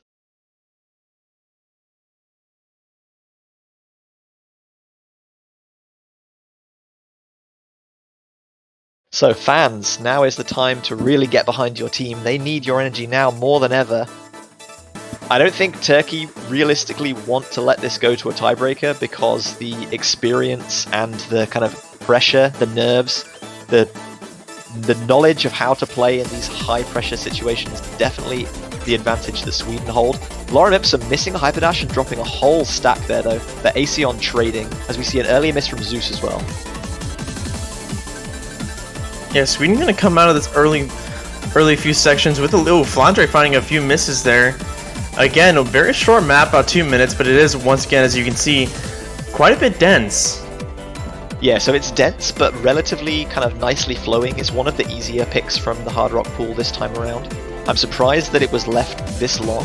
I felt like at least one of the teams would have used it as more of a kind of comfort pick, but regardless, here we go. Sweden definitely building a huge advantage here now, though. That's going to be capped at about 90,000 points as everyone gets that 200 combo mark back with half of the map still to play. Sweden doing everything they need to do right now, just holding combo, trying to let the map run out. Turkey really can't do anything except keep FCing and hope for a Sweden miss. Probably And 2 misses required. Yeah, Aseon, the Sweden MVP right now so far this match, is one of those to go down, but they're definitely going to need at least one more miss, possibly even 2. But they see a miss from Lorem Ipsum, they're traded with Yuki. That score bar is getting slower or smaller and smaller as Lorem finding another miss though. It's gonna get bigger now. So we head into the final seconds of this map. It might be a very close point for Sweden. We see a double miss from misses. Sweden, is it going to be enough? It's enough! Or not! Oh my gosh! They- Holy crap! Sweden clutched it on spins, but both Yukitaro and Lorem missing that final slider. That could have gone either way. Only 1,500 my points the God. difference. Sweden clutch it by the narrowest of margins. They could have lost that point at so many occasions. My heart, dude, at that final end, it went from a resting heartbeat to like I just came back from a run. So Sweden had the double miss, and I thought they'd thrown it away.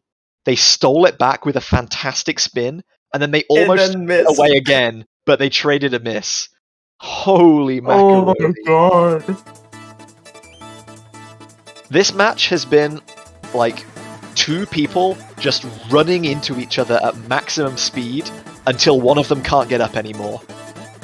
Like, we've seen matches that have been like very finely contested with just a single miss, finessed, lots of kind of tactics and point trading.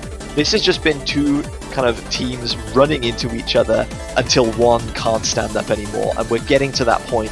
There've been, 9 maps played now? Turkey have 1 more pick. If Sweden get a breakpoint, we're going to tiebreaker.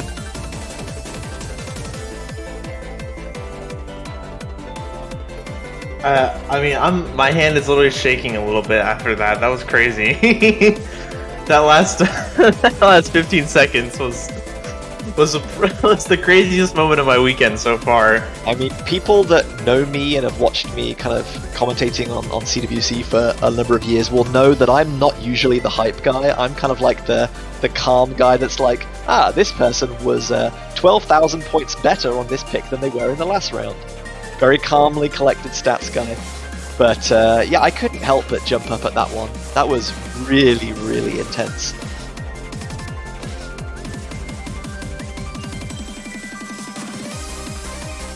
Turkey gonna stake Mixed Mod 2 on their victory, going in with all the marbles.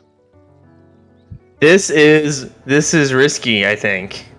It is a convert. They have showed that they dominate when it comes to converts, with the exception of No Mod 4 so far.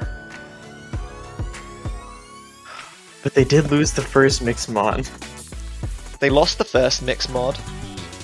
They've been reasonably solid at Hard Rock and Hidden, both of the kind of 2 picks I'm thinking of, the one we just saw and HD3 Anima, were both kind of contested by tiny, tiny margins. I think this is a hugely risky pick from Turkey. I don't necessarily think that anything they could have chosen was significantly better, but I think Hidden and Hard Rock have been so evenly contested.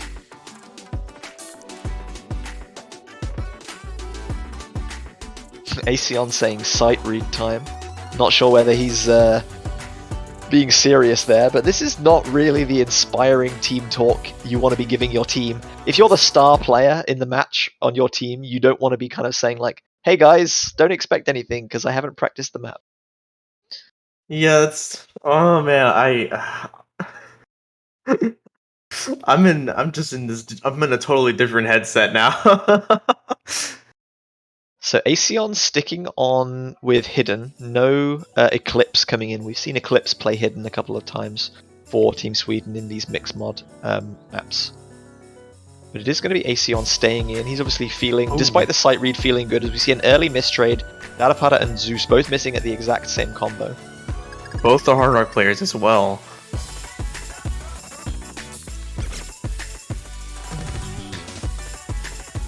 Shimu going to be going down on Team Turkey, which allows Sweden a little bit of an advantage, but Aesion trades that not long afterwards. Going to bring things very closely back together, as long as everyone maintains combo. Zeus and Datapada both trading misses at the exact same point again, but Shimu going down as well, meaning that Sweden have a slight advantage as they're building back up. Flandra Scala and Yukiteru Amano, the two no-mod players, both doing really, really well so far. But as I say that goes down, we are already halfway through. Again. Yeah, this is not a long map. Again, 2 minutes in length. Zeus goes down. Datapada holds this time at 200 combo. Really, really good for Sweden fans.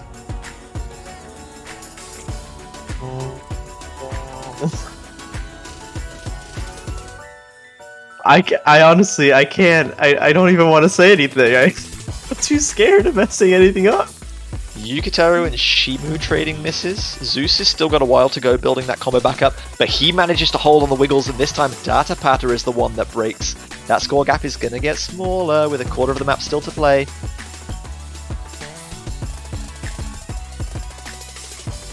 Andre finding a miss. Yeah, as Yukiteru is just getting back up to 200 combo, I think another trade there between Datapada and Flandra Scala, but Zeus goes down as well. Sweden have the score advantage here coming into the end, and we are probably going to be seeing a tiebreaker, the third of the weekend. Oh my gosh.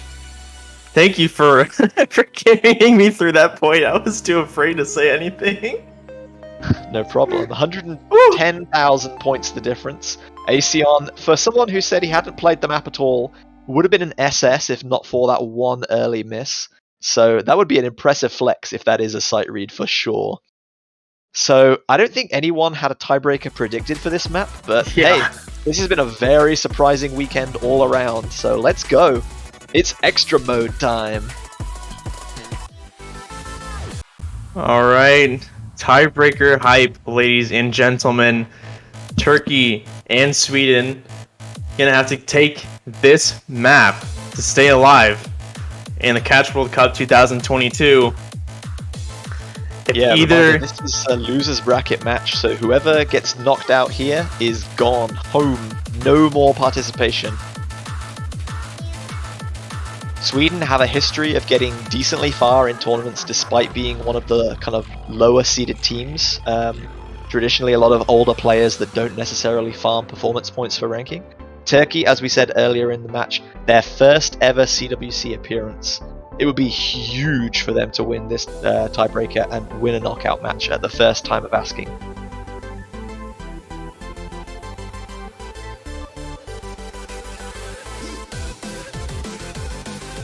If you are a fan of the Turkish players or fan of the Swedish players, this is the time to show your energy for these teams.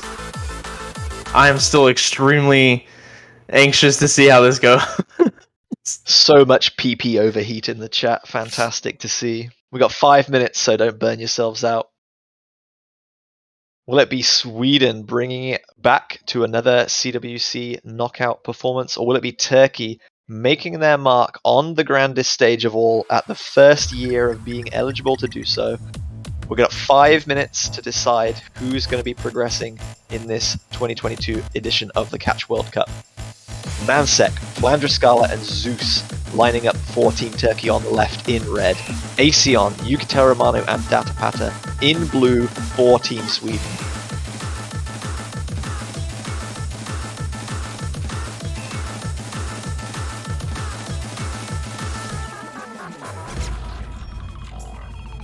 Mansek missing at that 200 combo mark, pretty much the worst time possible, but Yukiteru dropping a large slider tick on that little wiggly slider that you can stack, but you've got to be kind of well positioned to do so. So I think Turkey have just been given a huge lifeline here. That was a really, really unfortunate point to miss at for Mansek, but Yuki's slight mispositioning has given them a chance to stay in this one. But we're only about a minute into the map, so definitely a lot still to play for. But Zeus goes down now, just as everyone else is building back up. Again, Datapata trades now. Mansek goes down once again. Sweden the first team to really take a little bit of advantage in the scoreline. So as you and I talked about when we did the round of 16 showcase, this map is quite a bit above the level of the entire rest of the round of 16 pool, as tiebreakers usually are. Yeah, I think we had a little bit of guilt that the round of 32 tiebreaker was maybe not quite difficult enough, although we did only see it the one time. This map is really, really punishing, and it's fairly consistently difficult. There are very few kind of easy, relaxing parts as we get into a really, really dense technical section now. Flandra Scarlet goes down, but Datapata trades several times, and that is going to bring Turkey back in within shooting distance of the lead here. Really, only about 5,000 points of the gap, I think. As you say that, Mansek and Flandre both missing on the Turkish side. Flandre missing yet again. Yukiteru trading it. Sweden's going to run away a little bit, though. Aesion finding a big miss there. Datapata down as well. No major combos left for Team Sweden now. Zeus still at 700 now. 800 combo is really, really keeping Turkey in this one. This is one of the only kind of calm sections, but these half jumps are not small. You really still need to be paying attention. We're halfway through this tiebreaker, ladies and gentlemen. Mansek finding a miss. Flandre too. Double miss on Turkey. One miss for Sweden. Yukiteru finding a miss at the beginning of this very dense section.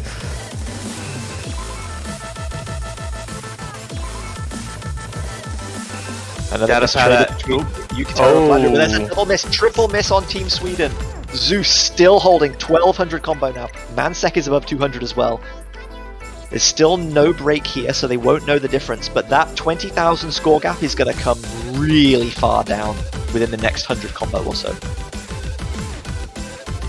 And you can see the scoreboard getting smaller and smaller. We have 1/3 of the map. It's about a minute and a half still to go.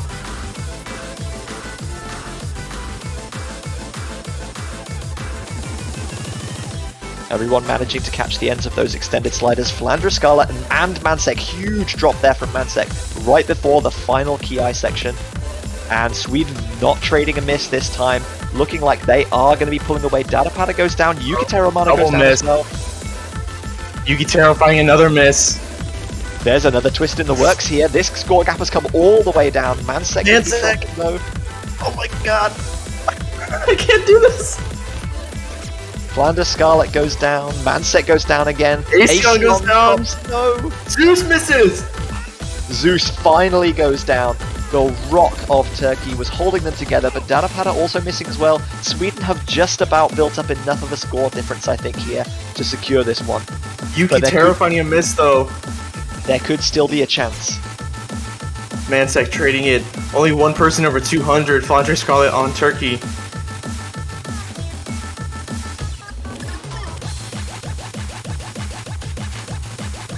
There really is no let up until the very last note falls. Combos building back up nicely. Aesion drops. I don't think there's quite enough time unless we see multiple more drops from Sweden here, though. You see a double miss on Turkey, though. Yukiteru missing too. Datapata also missing.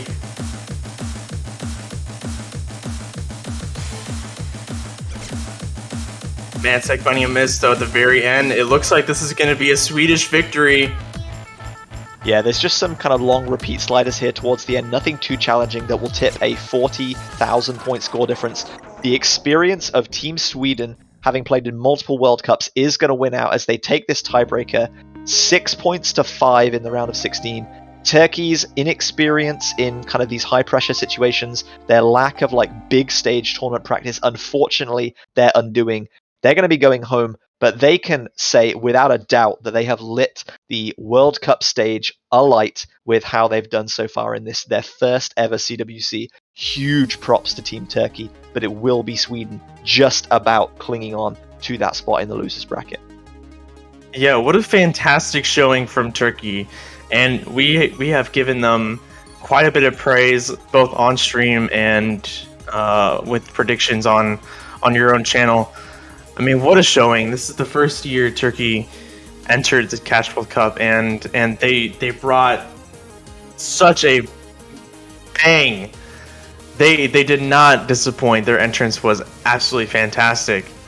But Sweden finding the win here, not an easy one for them, but they did it. Congratulations to Team Sweden. Moving on to the next losers bracket match. Yeah, Wow. experience does count for a lot of things. Sometimes worth its weight in performance points and your seeding. Definitely proving that age is just a number and they can roll back the clock when it counts. Really, really well played to them. Commiserations to Turkey, as we said, but yeah, what a fantastic match and an excellent way to sign off on this weekend of round of 16 World Cup matches.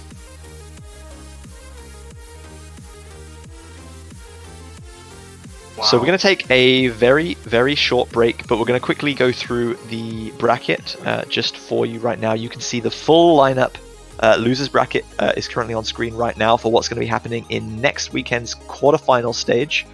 You can see there Russia versus Japan, Germany versus Vietnam, Finland, Australia, Brazil, Norway. These are all going to be fantastic matches, I think, that have potential to go very, very close.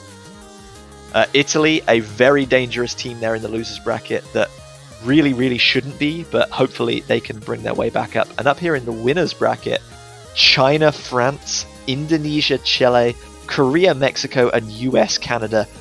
Any one of those matches has the potential to be an absolute blockbuster. I can't wait. I'm really looking forward to it, but I have to throw in I'm very nervous for Korea, Mexico. As a strong supporter of the Mexican team, I'm very afraid of that match. So thank you for letting us have a look at the bracket. We went through that quickly. I guess as I was going to say, we're going to have a very quick break whilst we sort out everything for the map pool showcase, which is coming up for the quarterfinals, which is next weekend.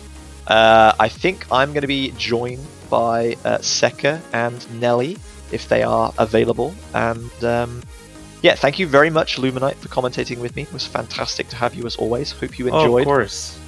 That was, I mean, yeah, what a way to end the round of 16. I mean, could not have been better.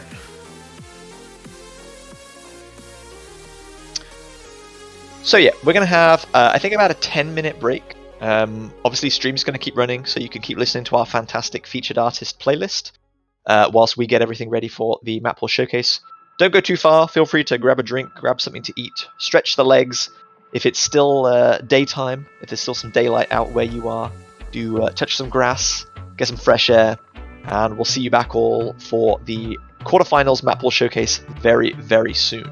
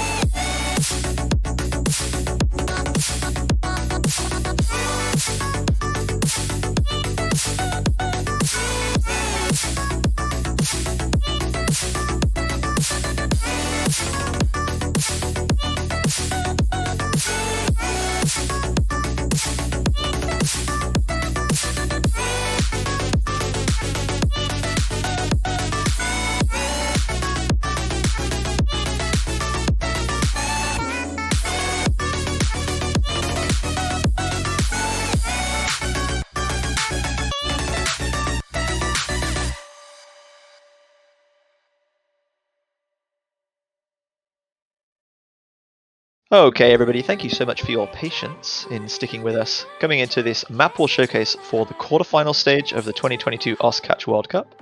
Once again, I'm JB Hyperion, this time joined by some of our player captains, Seka from Team USA. Hello, hello. And Nelly from Team Russia. How are you guys doing? Hello. Okay, first off, I didn't expect we will be commentating as three. I would definitely be bored, but I'm doing good, yeah. Good.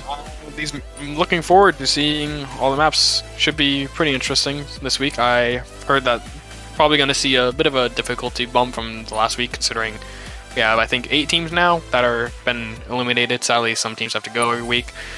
And now that some teams are getting their departure, we can start getting towards the harder maps where all the players should still be able to play them relatively decently. Yeah, a lot of higher tier teams that were playing this relatively weak pool for low tier teams have expressed like their negativity around it, because like the skill gap is so high that it becomes complete random based matches. So maybe this time we can expect a higher skill cap here. Maybe. Well, we'll get right into it then. So no map pooler this time around to guide us through why everything was picked. But we're going to have our two captains kind of blindly reacting and giving their thoughts. So I'll introduce the maps and point out some things that I either think or have been told for the things I didn't get to are very interesting, and then I'll just let you guys give your kind of immediate, honest, unopened reactions. Sounds like a deal to me. Okay, so let's get underway. Same pool size as previous round. 4 no mod, 3 hidden, 3 hard rock, 4 double time, 2 mixed mod, and 1 tiebreaker. And we're going to be starting out with Riel's Saisaki. Dapulus once again making an appearance in the no mod 1 slot. Was in the round of 32 slot and got a little bit of a bad reaction for being too easy, even for the round of 32. So hopefully this one is a little bit more fitting to the difficulty of the pool. This one is 3.5 minutes length, 105 BPM. Circle size of 4.5 is a little bit higher than some of the other things in this round's pool, but not as high as Nato, the no mod 1 from the round of 16. And approach rate of 9.3, very kind of standard overdose level approach rate. So once again, just a little bit of a consistency test. Some of these lower density sections are like fairly straightforward, but we come into some higher density sections a little bit later on, and the song mixes instrument and vocal in some like interesting layers. So you'll see some odd snappings and some like odd kind of 1/6 and 1/8 hyper dashes in places where you maybe wouldn't otherwise expect. So first off, I really love this length because in the previous map pool, 2 of the specific ones are around 2 minutes, while the colors are all 3 or 4. So the length is already good for this pool already. As for the map itself, as I can see, it's typical number 1 with a little bit of consistency there. Obviously, it's a little bit high BPM tempo here, so you can expect these like a friction of a second tech part, like cold tech part. So this could be the only patterns that get a little bit off guarded, but you should be comfortable still enough to hit them. Yeah, so I personally love this song. I was actually warming up for my match earlier today, and this is one of the few songs that I played. There's a ranked standard comment of it. I literally set a score on this song in standard like 3 hours ago. So seeing this here as the first custom map is so nice to me. Thank you, Dapu, for choosing this song. It is honestly one of the best Riel songs, in my opinion. And the difficulty seems to be like it's matching up pretty well with the map so far. Yeah, we had some Riel in the previous pool in that hard rock slot. More of the kind of hard rock memory, low BPM hard rock reading style.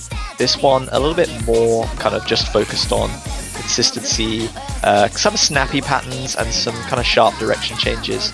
You could see some little 1/4 and 1/6 tap dashes required to catch those little bursting patterns there. So otherwise a pretty good kind of mix of test of different skills, I think.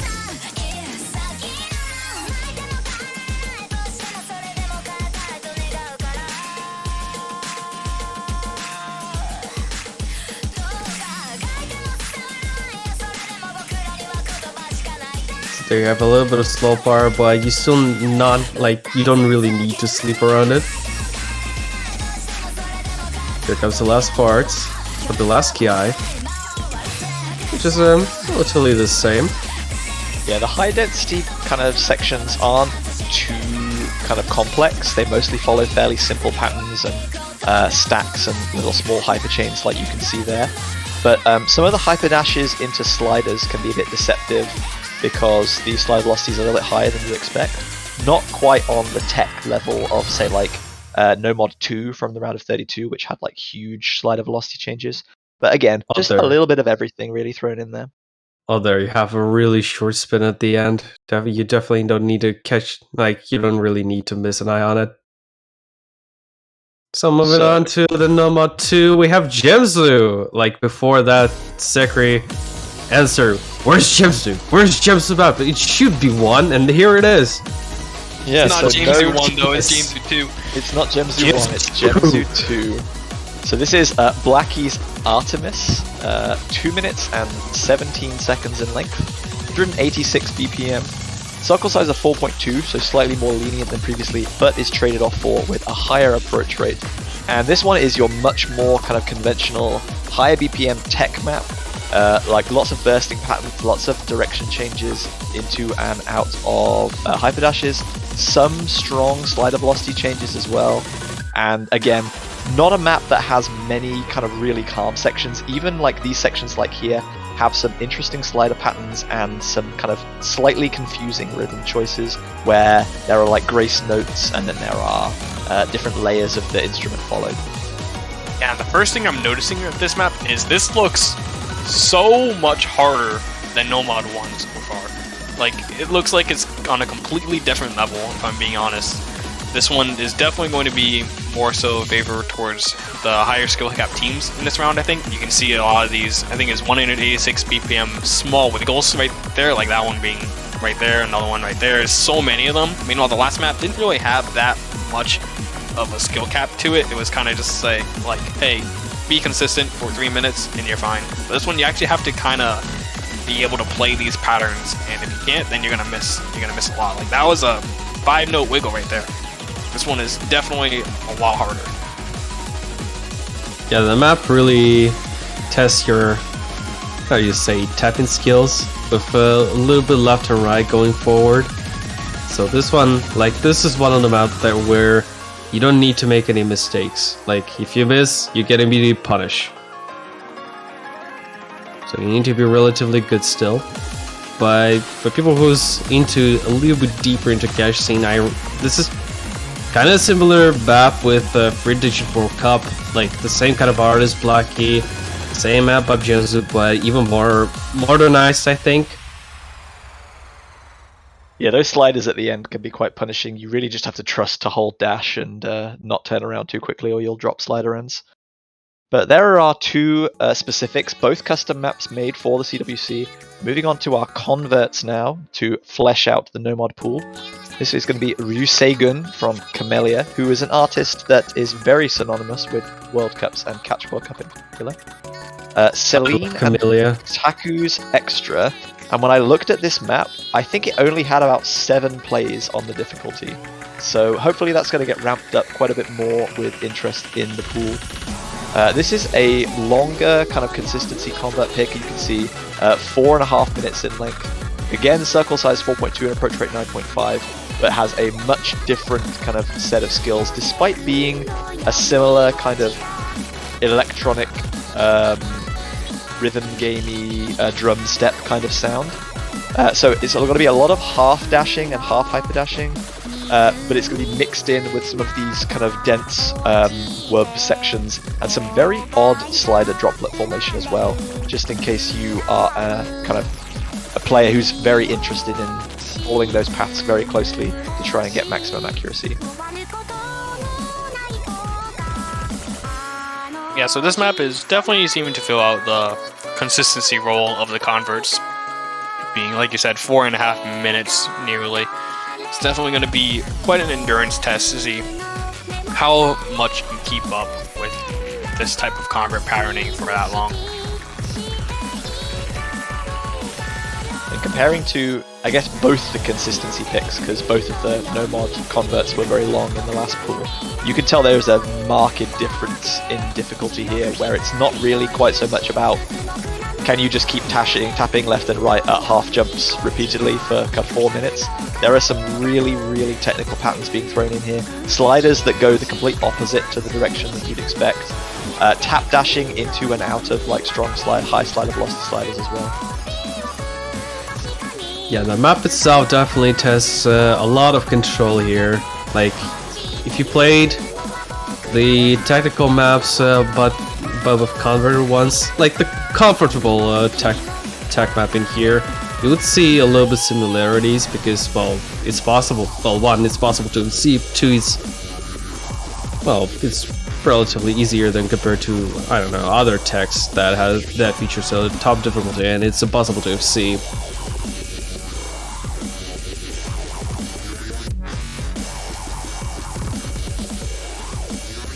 Do you guys appreciate the storyboard in the background, by the way? I'm surprised that it's even there. Yeah, it looks pretty nice, honestly. I'm not sure how many of our players will be viewing that during matches, but it's great for us to see on stream, yes.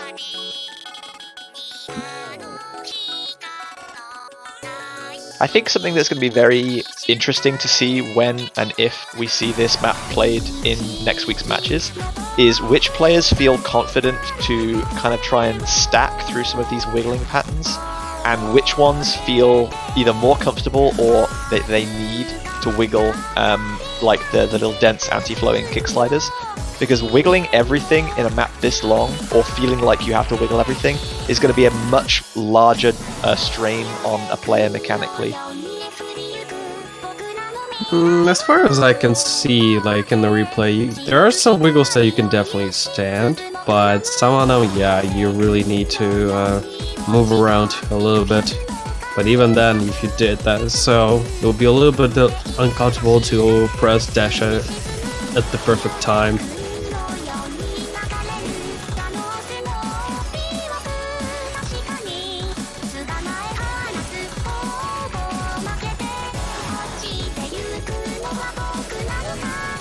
And as you can see by the timer, we're almost there. Almost closing the number 3 here. I don't think there's many surprises after the Kiai part. Everything's relatively simple at this point. Just don't miss. That's it. Yeah, don't miss and then you'll see. Easy. Yeah.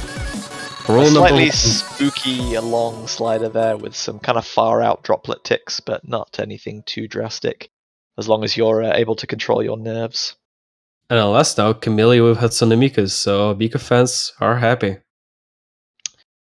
So rounding out our no-mod pool, we're going to be going, this time you guys asked for not too long consistency tests, so here you go. This is 1 minute and 48 seconds of approach rate 9.7, 201 BPM streamy piano pick. Okay, so this one's still a little bit similar to Nomad 3, but it's even more brutal and shorter. Yeah, and honestly, I really like that direction. I really think that if you have a longer pick, it should be slightly easier, and then the shorter pick should be definitely a bit harder. This looks quite a bit harder than last round for sure, and I think I personally like that. It's testing a bit of a different skill set from the last map too. The last map was more so about the how long could you do this for. This one is very much bursty and also has those cross-screen notes that you saw right there. Those are going to be catching quite a few players off guard, I think, considering the rest of the map is pretty much just a 1/4 dash stream at this point. We see some hyper dashes inside streams there as well. Not something you see a lot of in specifics unless they're kind of really, really bigly spaced. Yeah, you can, as you said, a lot of these little half dash and half hyper dash chains thrown in as well, just so you don't have to only focus on microing platter control. That stream was also pretty interesting. Usually you don't see those in Convert, but usually you'd see something like that in like a Jamesu map, but nope, this is not the Jamesu map of the round. We had the Jamesu map as Nomad 2. Honestly, this color looks really good, at least Yeah. for looking. Also, I have to appreciate... It's unranked and it hasn't been updated in nearly a year. So that's why. So the star rating is interesting- 8.35. An interesting direction that CWC in particular hasn't usually tended to go in, whereas some community tournaments have been a bit more keen to take graveyarded converted difficulties. Yeah, and honestly, Yeah. I think that one fits the bill pretty well. Honestly. So, no mod rounded out, it's hidden time, and AR8 fans rejoice, AR8 fans, or AR8 non-enjoyers, tune out now for the next 1 minute and 45 seconds. But it's definitely a song that everyone should be familiar with, although a mix that you may not be familiar with. This is Cosmo Boso P's new BSP style. So 130 BPM, although we do have a high increase to just under 200 BPM in the second half. And this is very much a map of two halves, where the first half is focused very kind of much on calmer patterns, but some of these big jumps that require a little bit more precision. And then the second half is a lot more streamy and kind of bursty, more flow, but a lot higher density as well, so it requires precision in a different way. approach rate Yeah. is 8.2, and the circle size of 4.3. Something that I'm noticing right off the bat here is a lot of these spacings are actually super small compared to what you would expect on the dashes. Usually you'd see the dashes be a little bit bigger, but since these dashes are kind of smaller than average, it actually makes it harder with hidden due to the fact that you have to think about, hey, if I press dash for too long, I'm actually going to overdash and miss. Oh, here's the Yeah. the tempo's going up. That's what I didn't expect, but I had to, right? So you can see it's generally a little bit more flowy than the first section, which used a lot more anti-flow. But again, this is made a little bit more difficult because of the lower approach rate. It's very easy to like lose slider tails and ends of streams there. And also the tempo change. That will be a little bit off guard. Yeah, that Good one's map, going to though. require a little practice. But I'll ban it anyway. I'm sorry. Well, We there's can some play. evidence to your opponents. Ooh. This one Hidden Oh, that's 2. Hidden 2 coming in now. Kimi wa Okumagaso. Can't even pronounce my own map by Urban Guard. If you are a mapper, you may have seen this one in the Featured Artist Cup that was most recently hosted by 1J, the Winter Featured Artist Cup. It was one of the 4 options that you could pick from. I think we only saw one entry from this one though, and since I didn't go for it, but the brief was for a low BPM swing/edge dash map, I immediately remembered this song and thought, yes, we have to map this. So this is 3 minutes in length, 100 BPM, but is a little bit deceptive because it's almost entirely mapped in swing 1/6 rhythm, so it feels a little bit faster than it maybe kind of is indicated by that 100 BPM. Approach rate of 9, very kind of normal, comfortable, and circle size of 4.1, again, pretty simple. The one you're going to be looking out for here is some fairly simple higher density burst patterns that you can maybe see coming into effect in a little bit of the more intense sections, but it's going to be balancing this little snappy 1/6 rhythm and some kind of higher density things in the Ki section later on as well. And again, the direction changes, very, very common, some higher slider velocity sections as well. Yeah, I really like the fact that you went with AR9 for this. Typically, a lot of people kind of get greedy when they're making a hidden map like this. Sometimes you see mappers, they just say, I need to make it really hard. Let me make this AR8. But this is definitely the kind of map that AR9 just fits perfectly on because it's not too hard, and then it also puts more of the skill not on hidden itself, but on actually being able to play these patterns with the hidden mod instead of just being able to read it. So it is really nice to see that you did go for the AR9 like you said.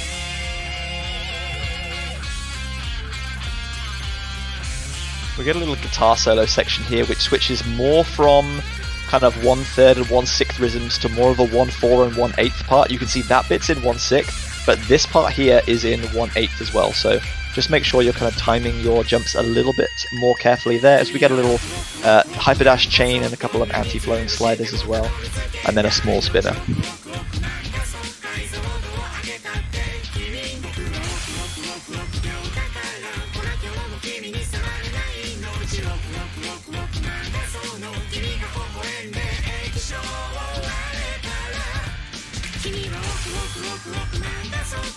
Man, a lot of these patterns are actually so brutal looking at them.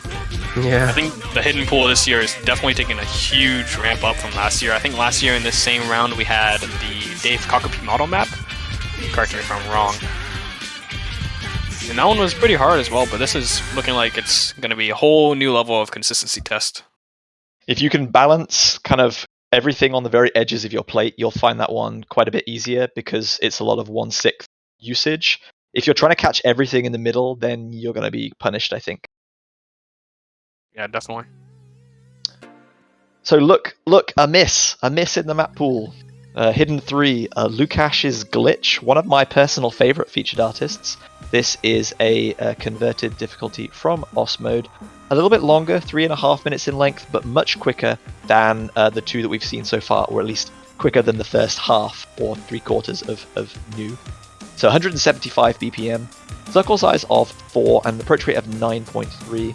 Kind of similar to Anima, the settings-wise from the previous pool, but this one is much, much longer and has a very different focus in that we're much more keen on anti-flow wiggles and kind of some slightly technical sections with a little bit higher density being thrown in.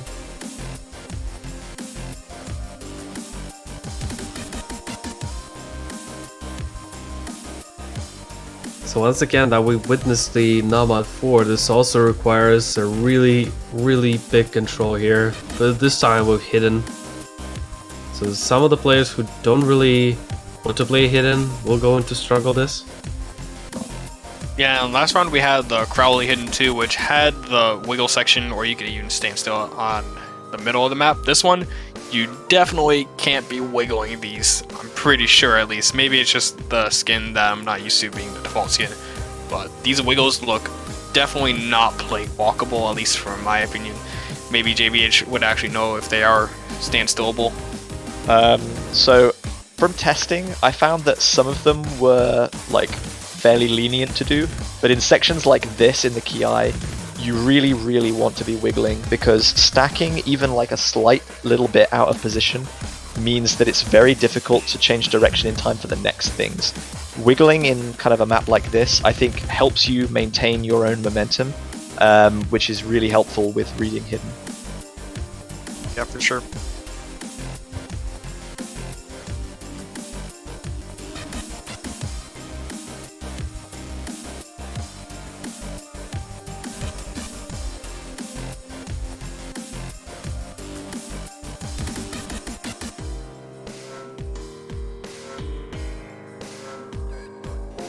One of the few rest sections in the map you can see here. Approach rate 9.3 with kind of this BPM is not too difficult to be reading and reacting to if you're kind of just reading things as they appear. So not too much memorization required. But really apart from that, there is not much in the way of rest periods.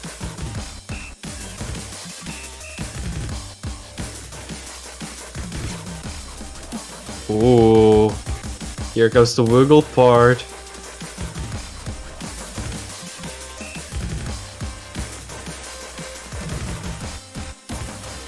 You can see that not all of these wiggles are immediately after hyper dashes either.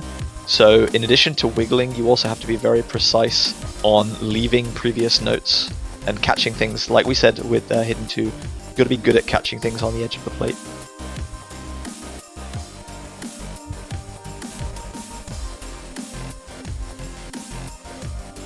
The only good question is, who's actually playing this map? Yeah, true. At least for my team, I could just say, hey Zach, hey Elux, have fun. And then Lexi's going to play because he's insane with Hidden, but man, it's going to be really tough. So there's another mod pool out of the way. We're moving on to Hard Rock now.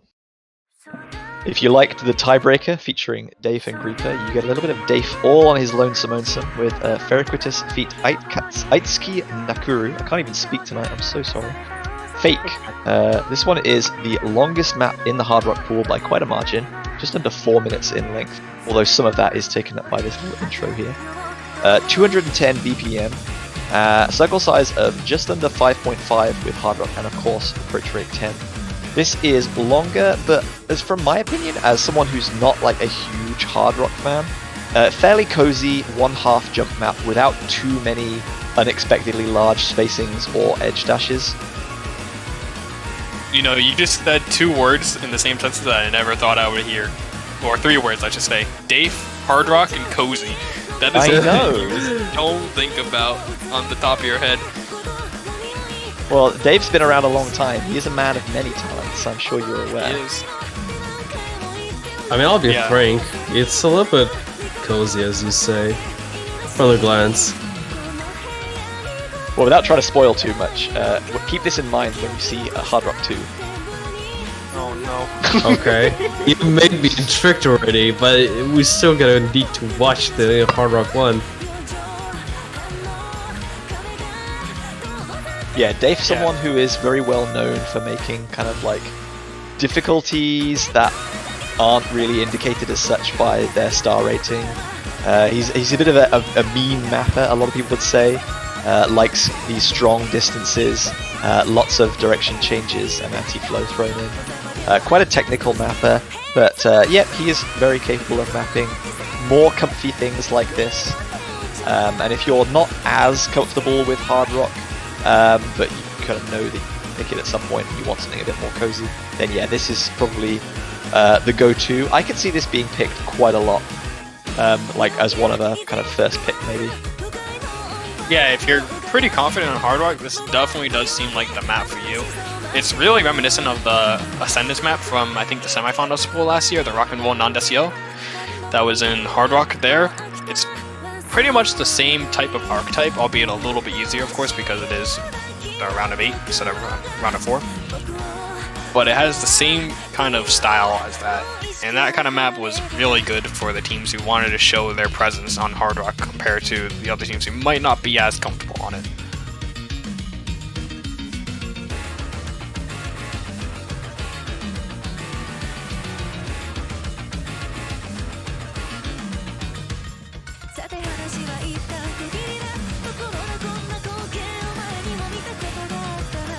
I assume it's a build-up part.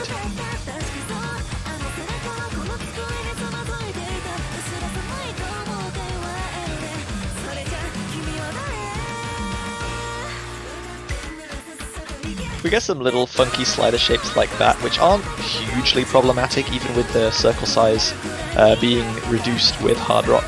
But a couple of those big droplet ticks do stick out slightly, and if kind of nerves are playing a factor, then you might be letting those accidentally slip off the plate, which would be unfortunate.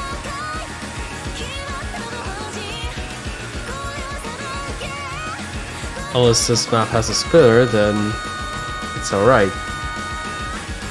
But I don't really see any.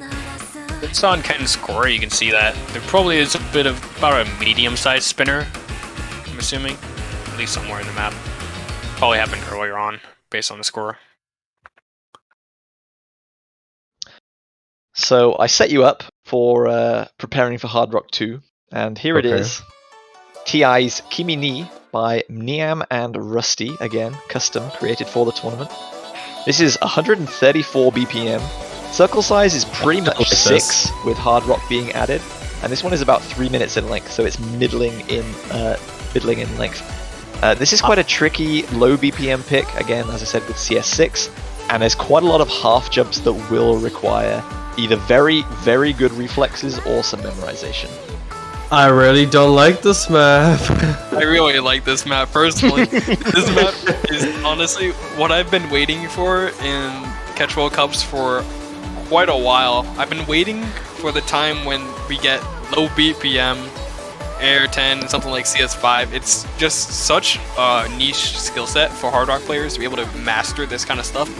A lot of times you can kind of play it to a certain degree, but being able to actually come into a match and FC something like this takes a huge amount of skill and practice on something like this. So it's good for me to see this finally being utilized.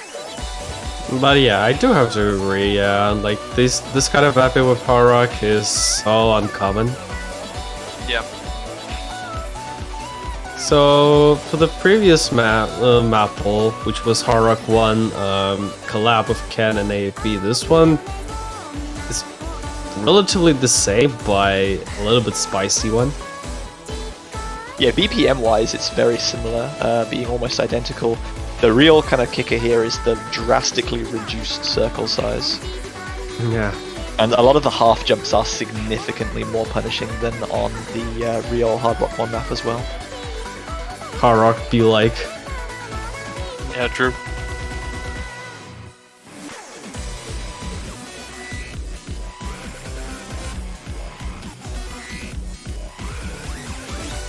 Zicker, do you think like these kind of maps are partially memorization, or? I think if you're not the best with Hard Rock, it can definitely be memorization to a degree, but I think if you are calling yourself one of the better Hard Rock players of this round, then it's not memorization. You can read pretty much all of it.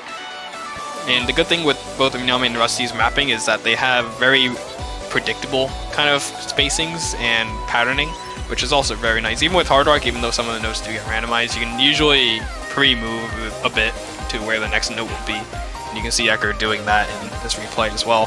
So I think Hard Rock has a skill on stuff like this. You can mostly read it most of the time, unless it's a really, really huge 1-1 gap, but we haven't seen many 1-1 gaps, mostly 1-2 gaps, so it should be fine for players.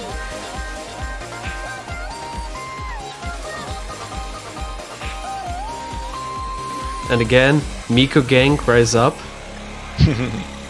I'm not like into Vocaloid, but I know some of the bars, so this song is really for you. So EKR specific giving chords. nothing away with regards to optimal spin for that final spinner there. Yeah. So here So- goes a Hard Rock Convert, and this is from Hyun Wildcard. It is indeed 2 minutes and 13 seconds in length, 185 BPM, which places it pretty much equidistant between Hard Rock 1 and 2. Circle size of 5.5, again, like slightly higher than the circle size 4, becoming 5.2 that we are kind of maybe expected to see. So what can I say about this map?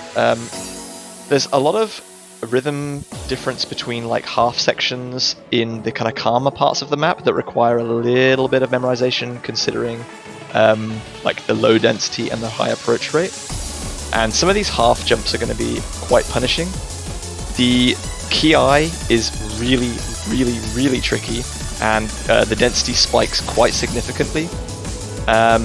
In terms of like stream deformation that we talk about with Hard Rock notes getting moved around, there aren't too many like really significantly deformed streams, but what you'll see is a couple of these kind of vertical triplets where the first one gets shifted.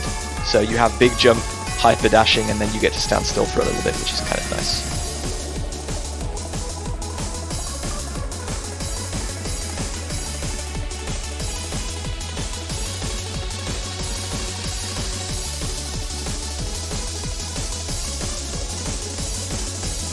Yeah, compared to the last two maps, this one definitely seems to be more on the snappier side, where if you're not patient enough, then you're going to miss a lot of notes.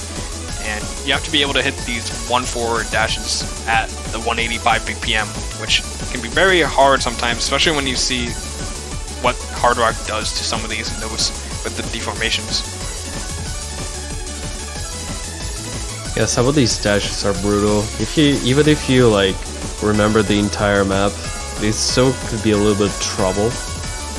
To not knowing like at one point like you need to tap a walk and a dash at the same time at the quick distance.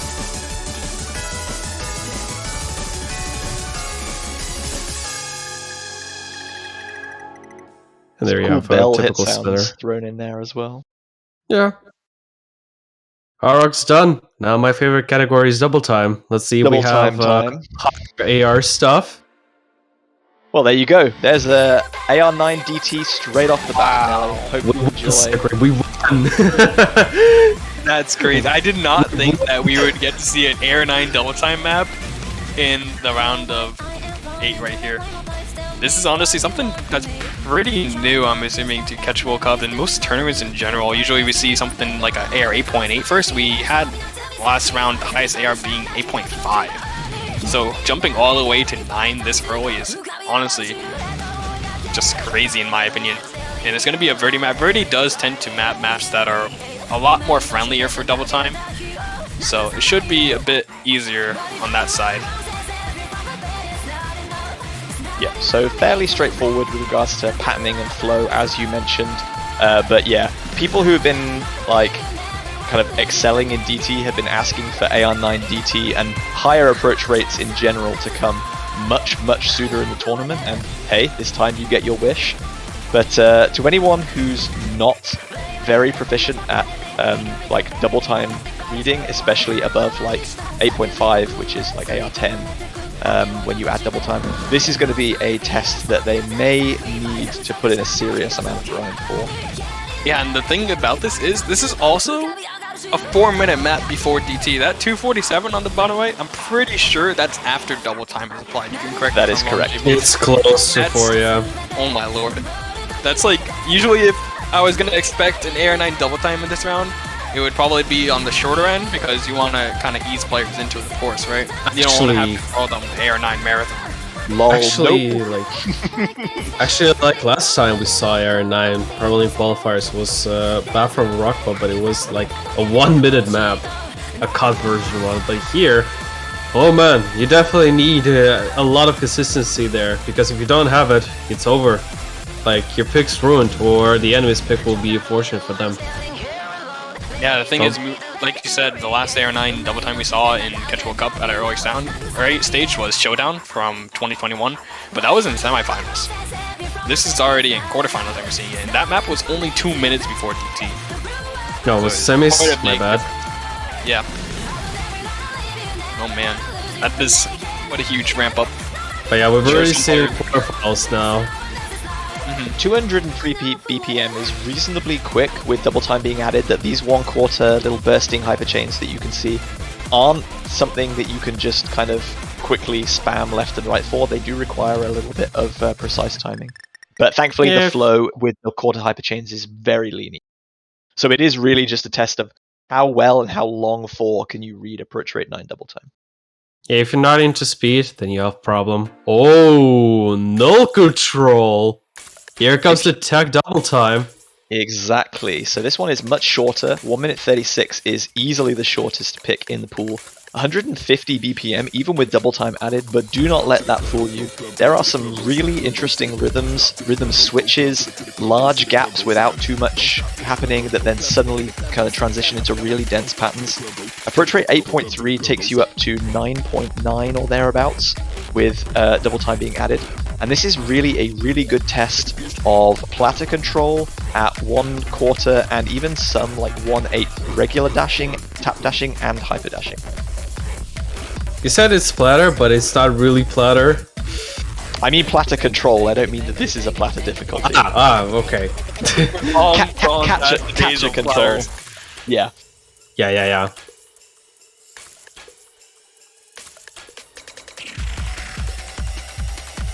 I'm really impressed that Bunray mapped this. Consider that I mapped it for XS hidden, but this time goes for double time. And honestly, I don't mind. I want to see more of this kind of stuff. It is a Null control be mapped in various ways. It's pretty well done mapped as well. Maybe you can ask Bunray if she wants to take your diff and go for rank. Mr. JBH here. Oh, I'd love to see more most maps. of the Catch World Cup custom Well, maps. I can't rank this one because I did hit sounds on it, but I'll pass it on to the relevant authorities. Yeah, gotta ping Nokashi whenever he's around. I know he's watching. I'm pretty sure he's watching at least. Please, Bunray, take my diff. I allow it. I allow it here on stream. Let's go. Okay, so 2 double time specifics out of the way. It's convert time now. A map, or at least a song, that a lot of catch players who've been around for a while will be quite familiar with. Kawada Mami's Wings of Courage Sora o Koete. I believe there is an exam or Yumeno Himiko map of this in the rank section for specifics.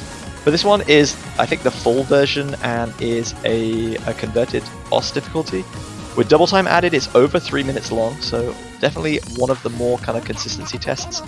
Song is very much built around half patterning, so similar to some of the other picks that we've seen in previous double time pools, like the longer 1/2 jumps consistency test, with some little bursting patterns with higher density thrown in as well, but of course longer and a little bit more precise on these half jumps.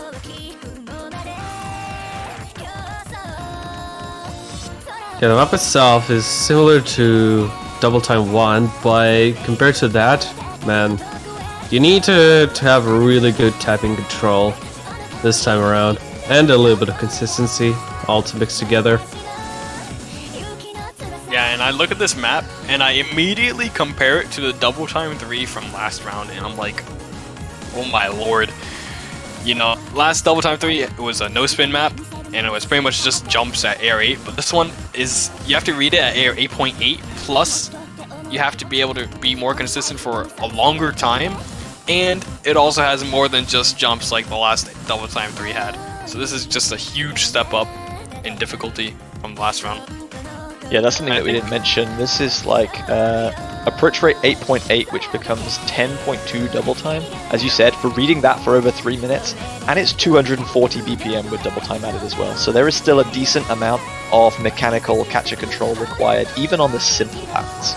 Like, this map right now is reminding me of something that was in a later round map pool quite a few years ago. I'm trying to remember which year it was. I think it was... Yeah, it was the finals map pool from 2018 Ikanai Borderline. This is reminding me of like a Air 8.8 Ikanai Borderline, slightly easier though. So we're just seeing how much of an increase that has been over the past few years. It's definitely not on the same level of that map, but it's kind of filling the same shoes on a slightly bit of a lower scale.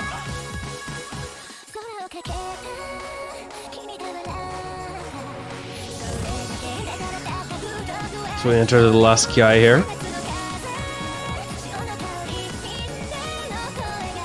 You can't really tell at, or at least I can't really tell that well, at 10.2, 240 BPM. But some of those half jump chains, there's only like kind of 3 or 4 at maximum in a row, are really, really punishing, especially with the more fluid control of the catcher that Double Time gives.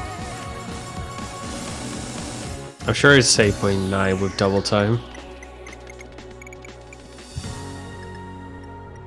I think they're very similar, honestly. I know that 9 is 10.3 and 8.5 is 10, so everything else I just kind of lump into about 10 and a bit. Nice wiggling at the end. I appreciate it. So Double Time Old 4 song. was the more difficult pick in the round of 16, and I think it's been reversed a little bit here this way time around. This is Loluet's Sayonara Tender. Is 2 minutes 51 seconds in length. Approach rate 4.2 and a much more user-friendly approach rate of 8.1, which becomes 9.7 with double time added. So as I said, this is the easier double time pick. I'm not stating for a second that it is easy. Not too many large 1/2 jumps, which is something that we kind of saw occasionally on the previous pick. And there are quite a few little 1/4 jumps thrown in as well. Yeah, you can definitely see just within the first few seconds, like I said, this is definitely a lot easier than all the other double time maps, in my opinion. The jumps are shorter spaced than the last map. The streams are a little bit harder. That's probably going to be the main defining factor of this map, is how wonky some of these streams get. And I like that direction for the Double Time 4 maps. We had the same kind of thing happen last round with the Double Time 4 being more about platter control on the walks. And that is pretty much underutilized skill in Double Time as a whole, where usually in Double Time you just go fast, right? But this map kind of forces you to go a little bit slower and to pace yourself.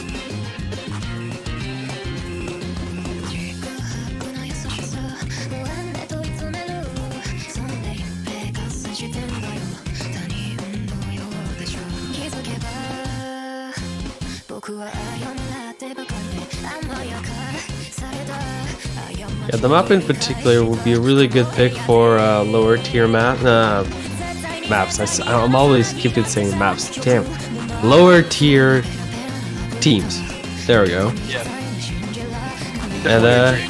And yeah, to compare to the previous map pool for Double Time 4, it's relatively the same. Like, you need to have a really good tapping control in order to full combo completely. This time really requires relatively the same.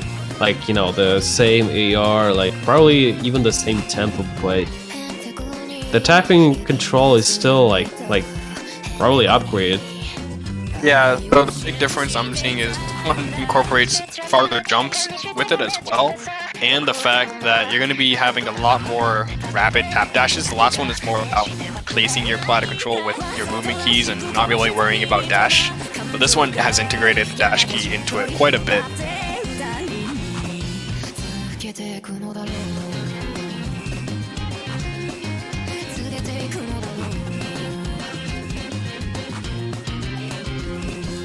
We've seen a lot of wiggling in some of the double time pool previously. This one is like less focused on wiggling and is more about like tap, stop, which is very good test of catcher control, as you guys both said, with that extra speed that the catcher has with double time.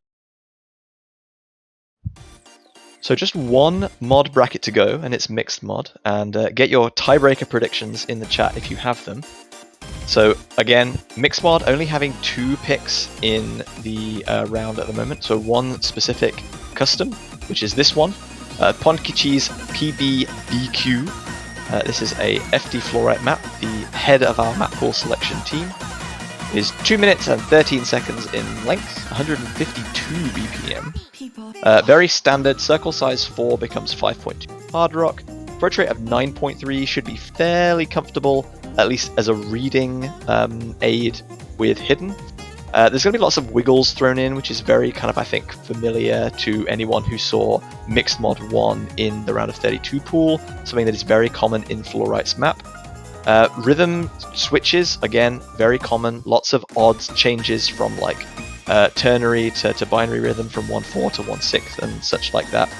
That's going to be the real test for Hidden, I think, is reading these little very subtle but also very prevalent rhythm changes. And I think Hard Rock, for the most part, is like clean. There aren't too many huge, unexpectedly high dashes or edge jumps and things like that. So we might see Hidden being a little bit more challenging in some regards than Hard Rock this time for Mixed Mod. I'm looking at this map and I'm thinking, this is brutal. I'm looking at this and I'm comparing it to Nomad 1 and I'm like, this is harder than Nomad 1 in almost every single aspect of the map.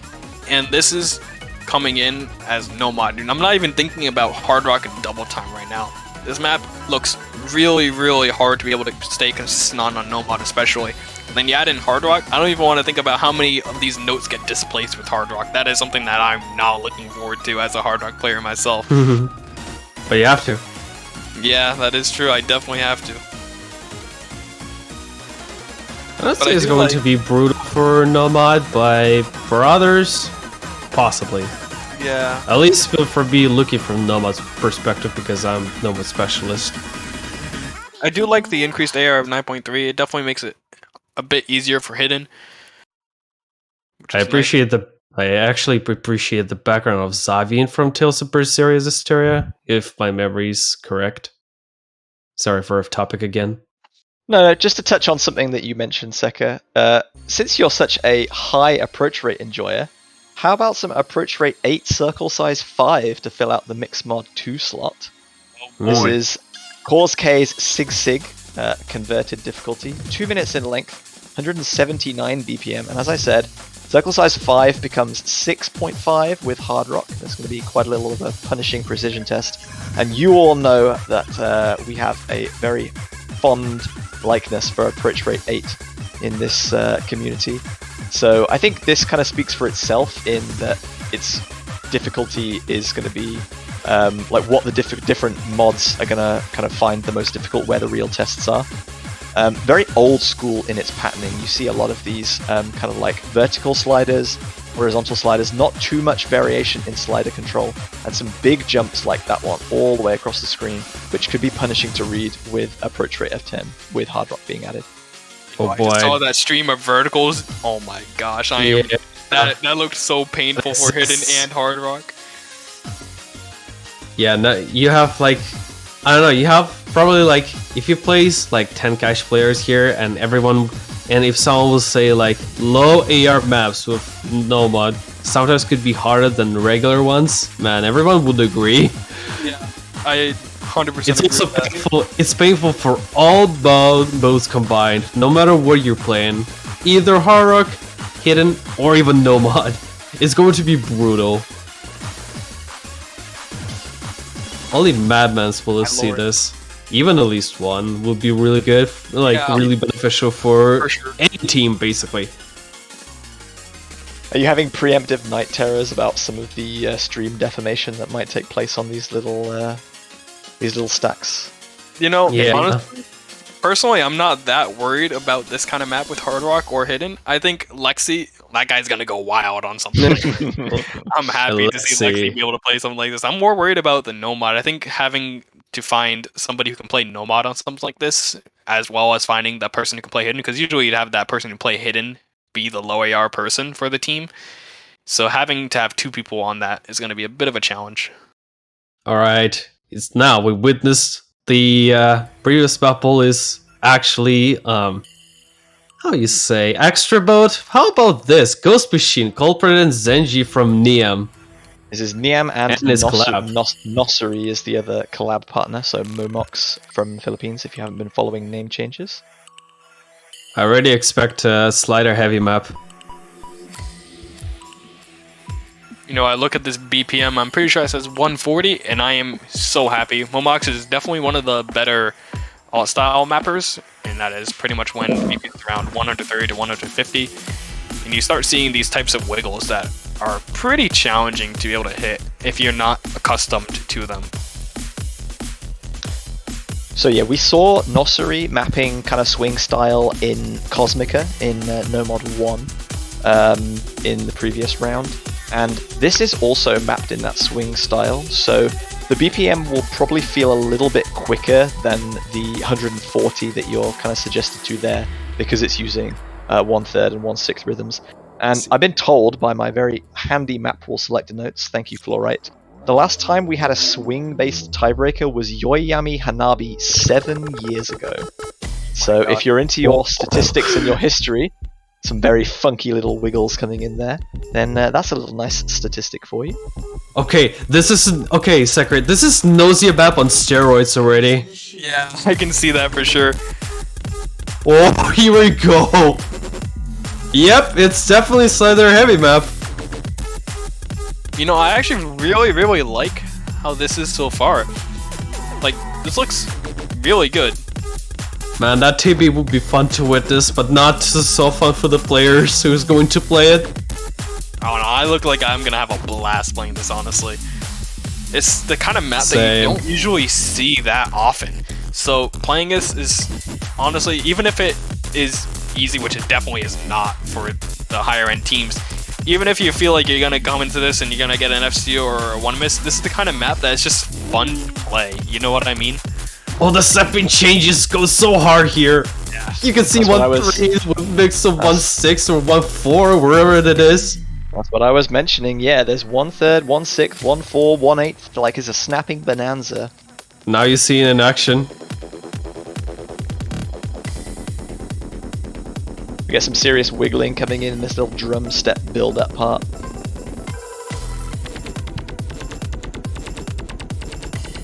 Okay, fairly comfortable 1-4 parts, even though there's a mix of like standings and going to a different direction than your instincts are.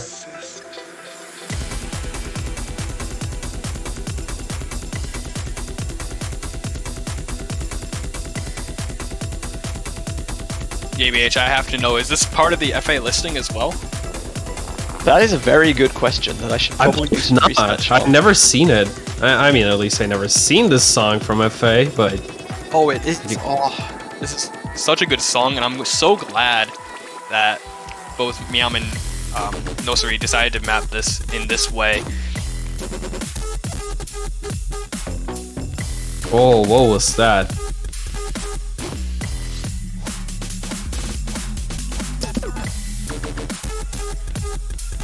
Okay, Dave in the chat says that all TVs are part of the FA listing. That's good to see. Oh, okay. That is even good. Right, not good, but awesome. Because I never knew that. Yeah, and mapping something like this honestly takes so much time, and you have And to have talent. really have to have the taste for it. It's sort of like an acquired taste for mapping. You know how it's like when food, you have to say, oh, it takes a while to be able to eat something like this consistently, or you know, be able to like it. But this takes so much time and effort to be able to map properly that I'm so glad that both these mappers actually did such a good job on it too. Especially from Neum, I didn't really expect he would collab this kind of stuff. Even though Neum he's the has- host who hosted it. Yeah, he's usually been mapping a lot of these technical picks of the World Cup, and it's good to see him find that sort of wall for as a mapper. Shout out Yeah. appreciation. He's definitely taking it to the next level.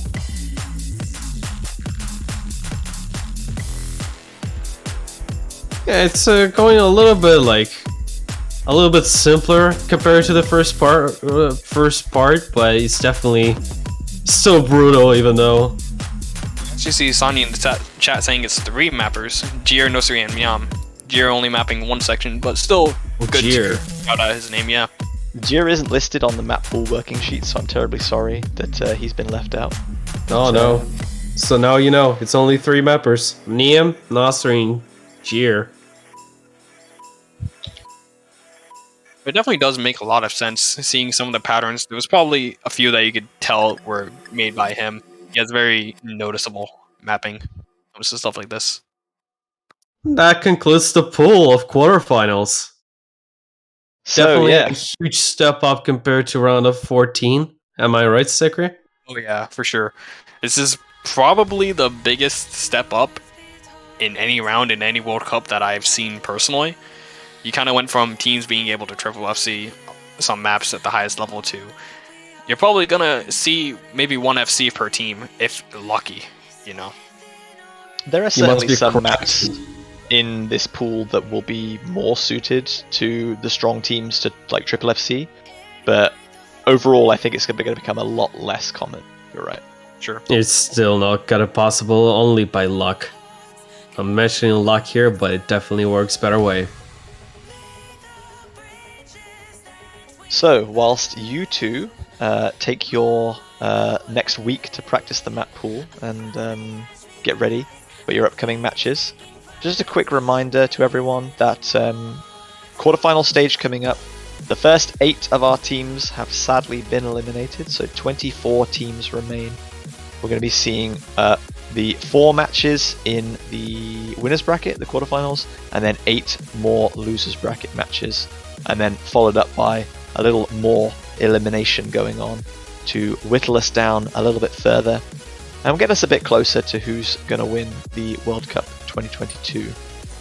So if you want to see more fruit catching on this Grand Catch World Cup stage, please do follow the channel, OS Live, follow us on Twitter, same, and then you'll get notified of whenever we go up live. As has been said, if you haven't purchased a banner for the low price of $2.50 and you want to support your team and the World Cups, help make them as awesome as they can be, please do feel free to do so. If you select the winning team for your banner, then you get to keep that banner for a little longer than everyone else, just to kind of gloat as to how undying your love for your team is. And yeah, I think that's going to conclude us for now. So thank you very much, Nelly and Seka, for jumping in to do a little blind review of this map pool. It was great to get your feedback on things as they appeared. Basically, Anytime. live reaction of the map pool. Pretty But much. yes, much appreciated. And I think that wraps us up for now. So thank you again for watching another brilliant weekend of the Catch World Cup. As said, follow us and you'll get to know when we go live. But we will see you all again next weekend for the quarterfinals. Hope you all join us again and have an excellent rest of your weekend. If your weekend is already over, please have a great week. Stay safe and we'll see you all again very, very soon. See you on Saturday.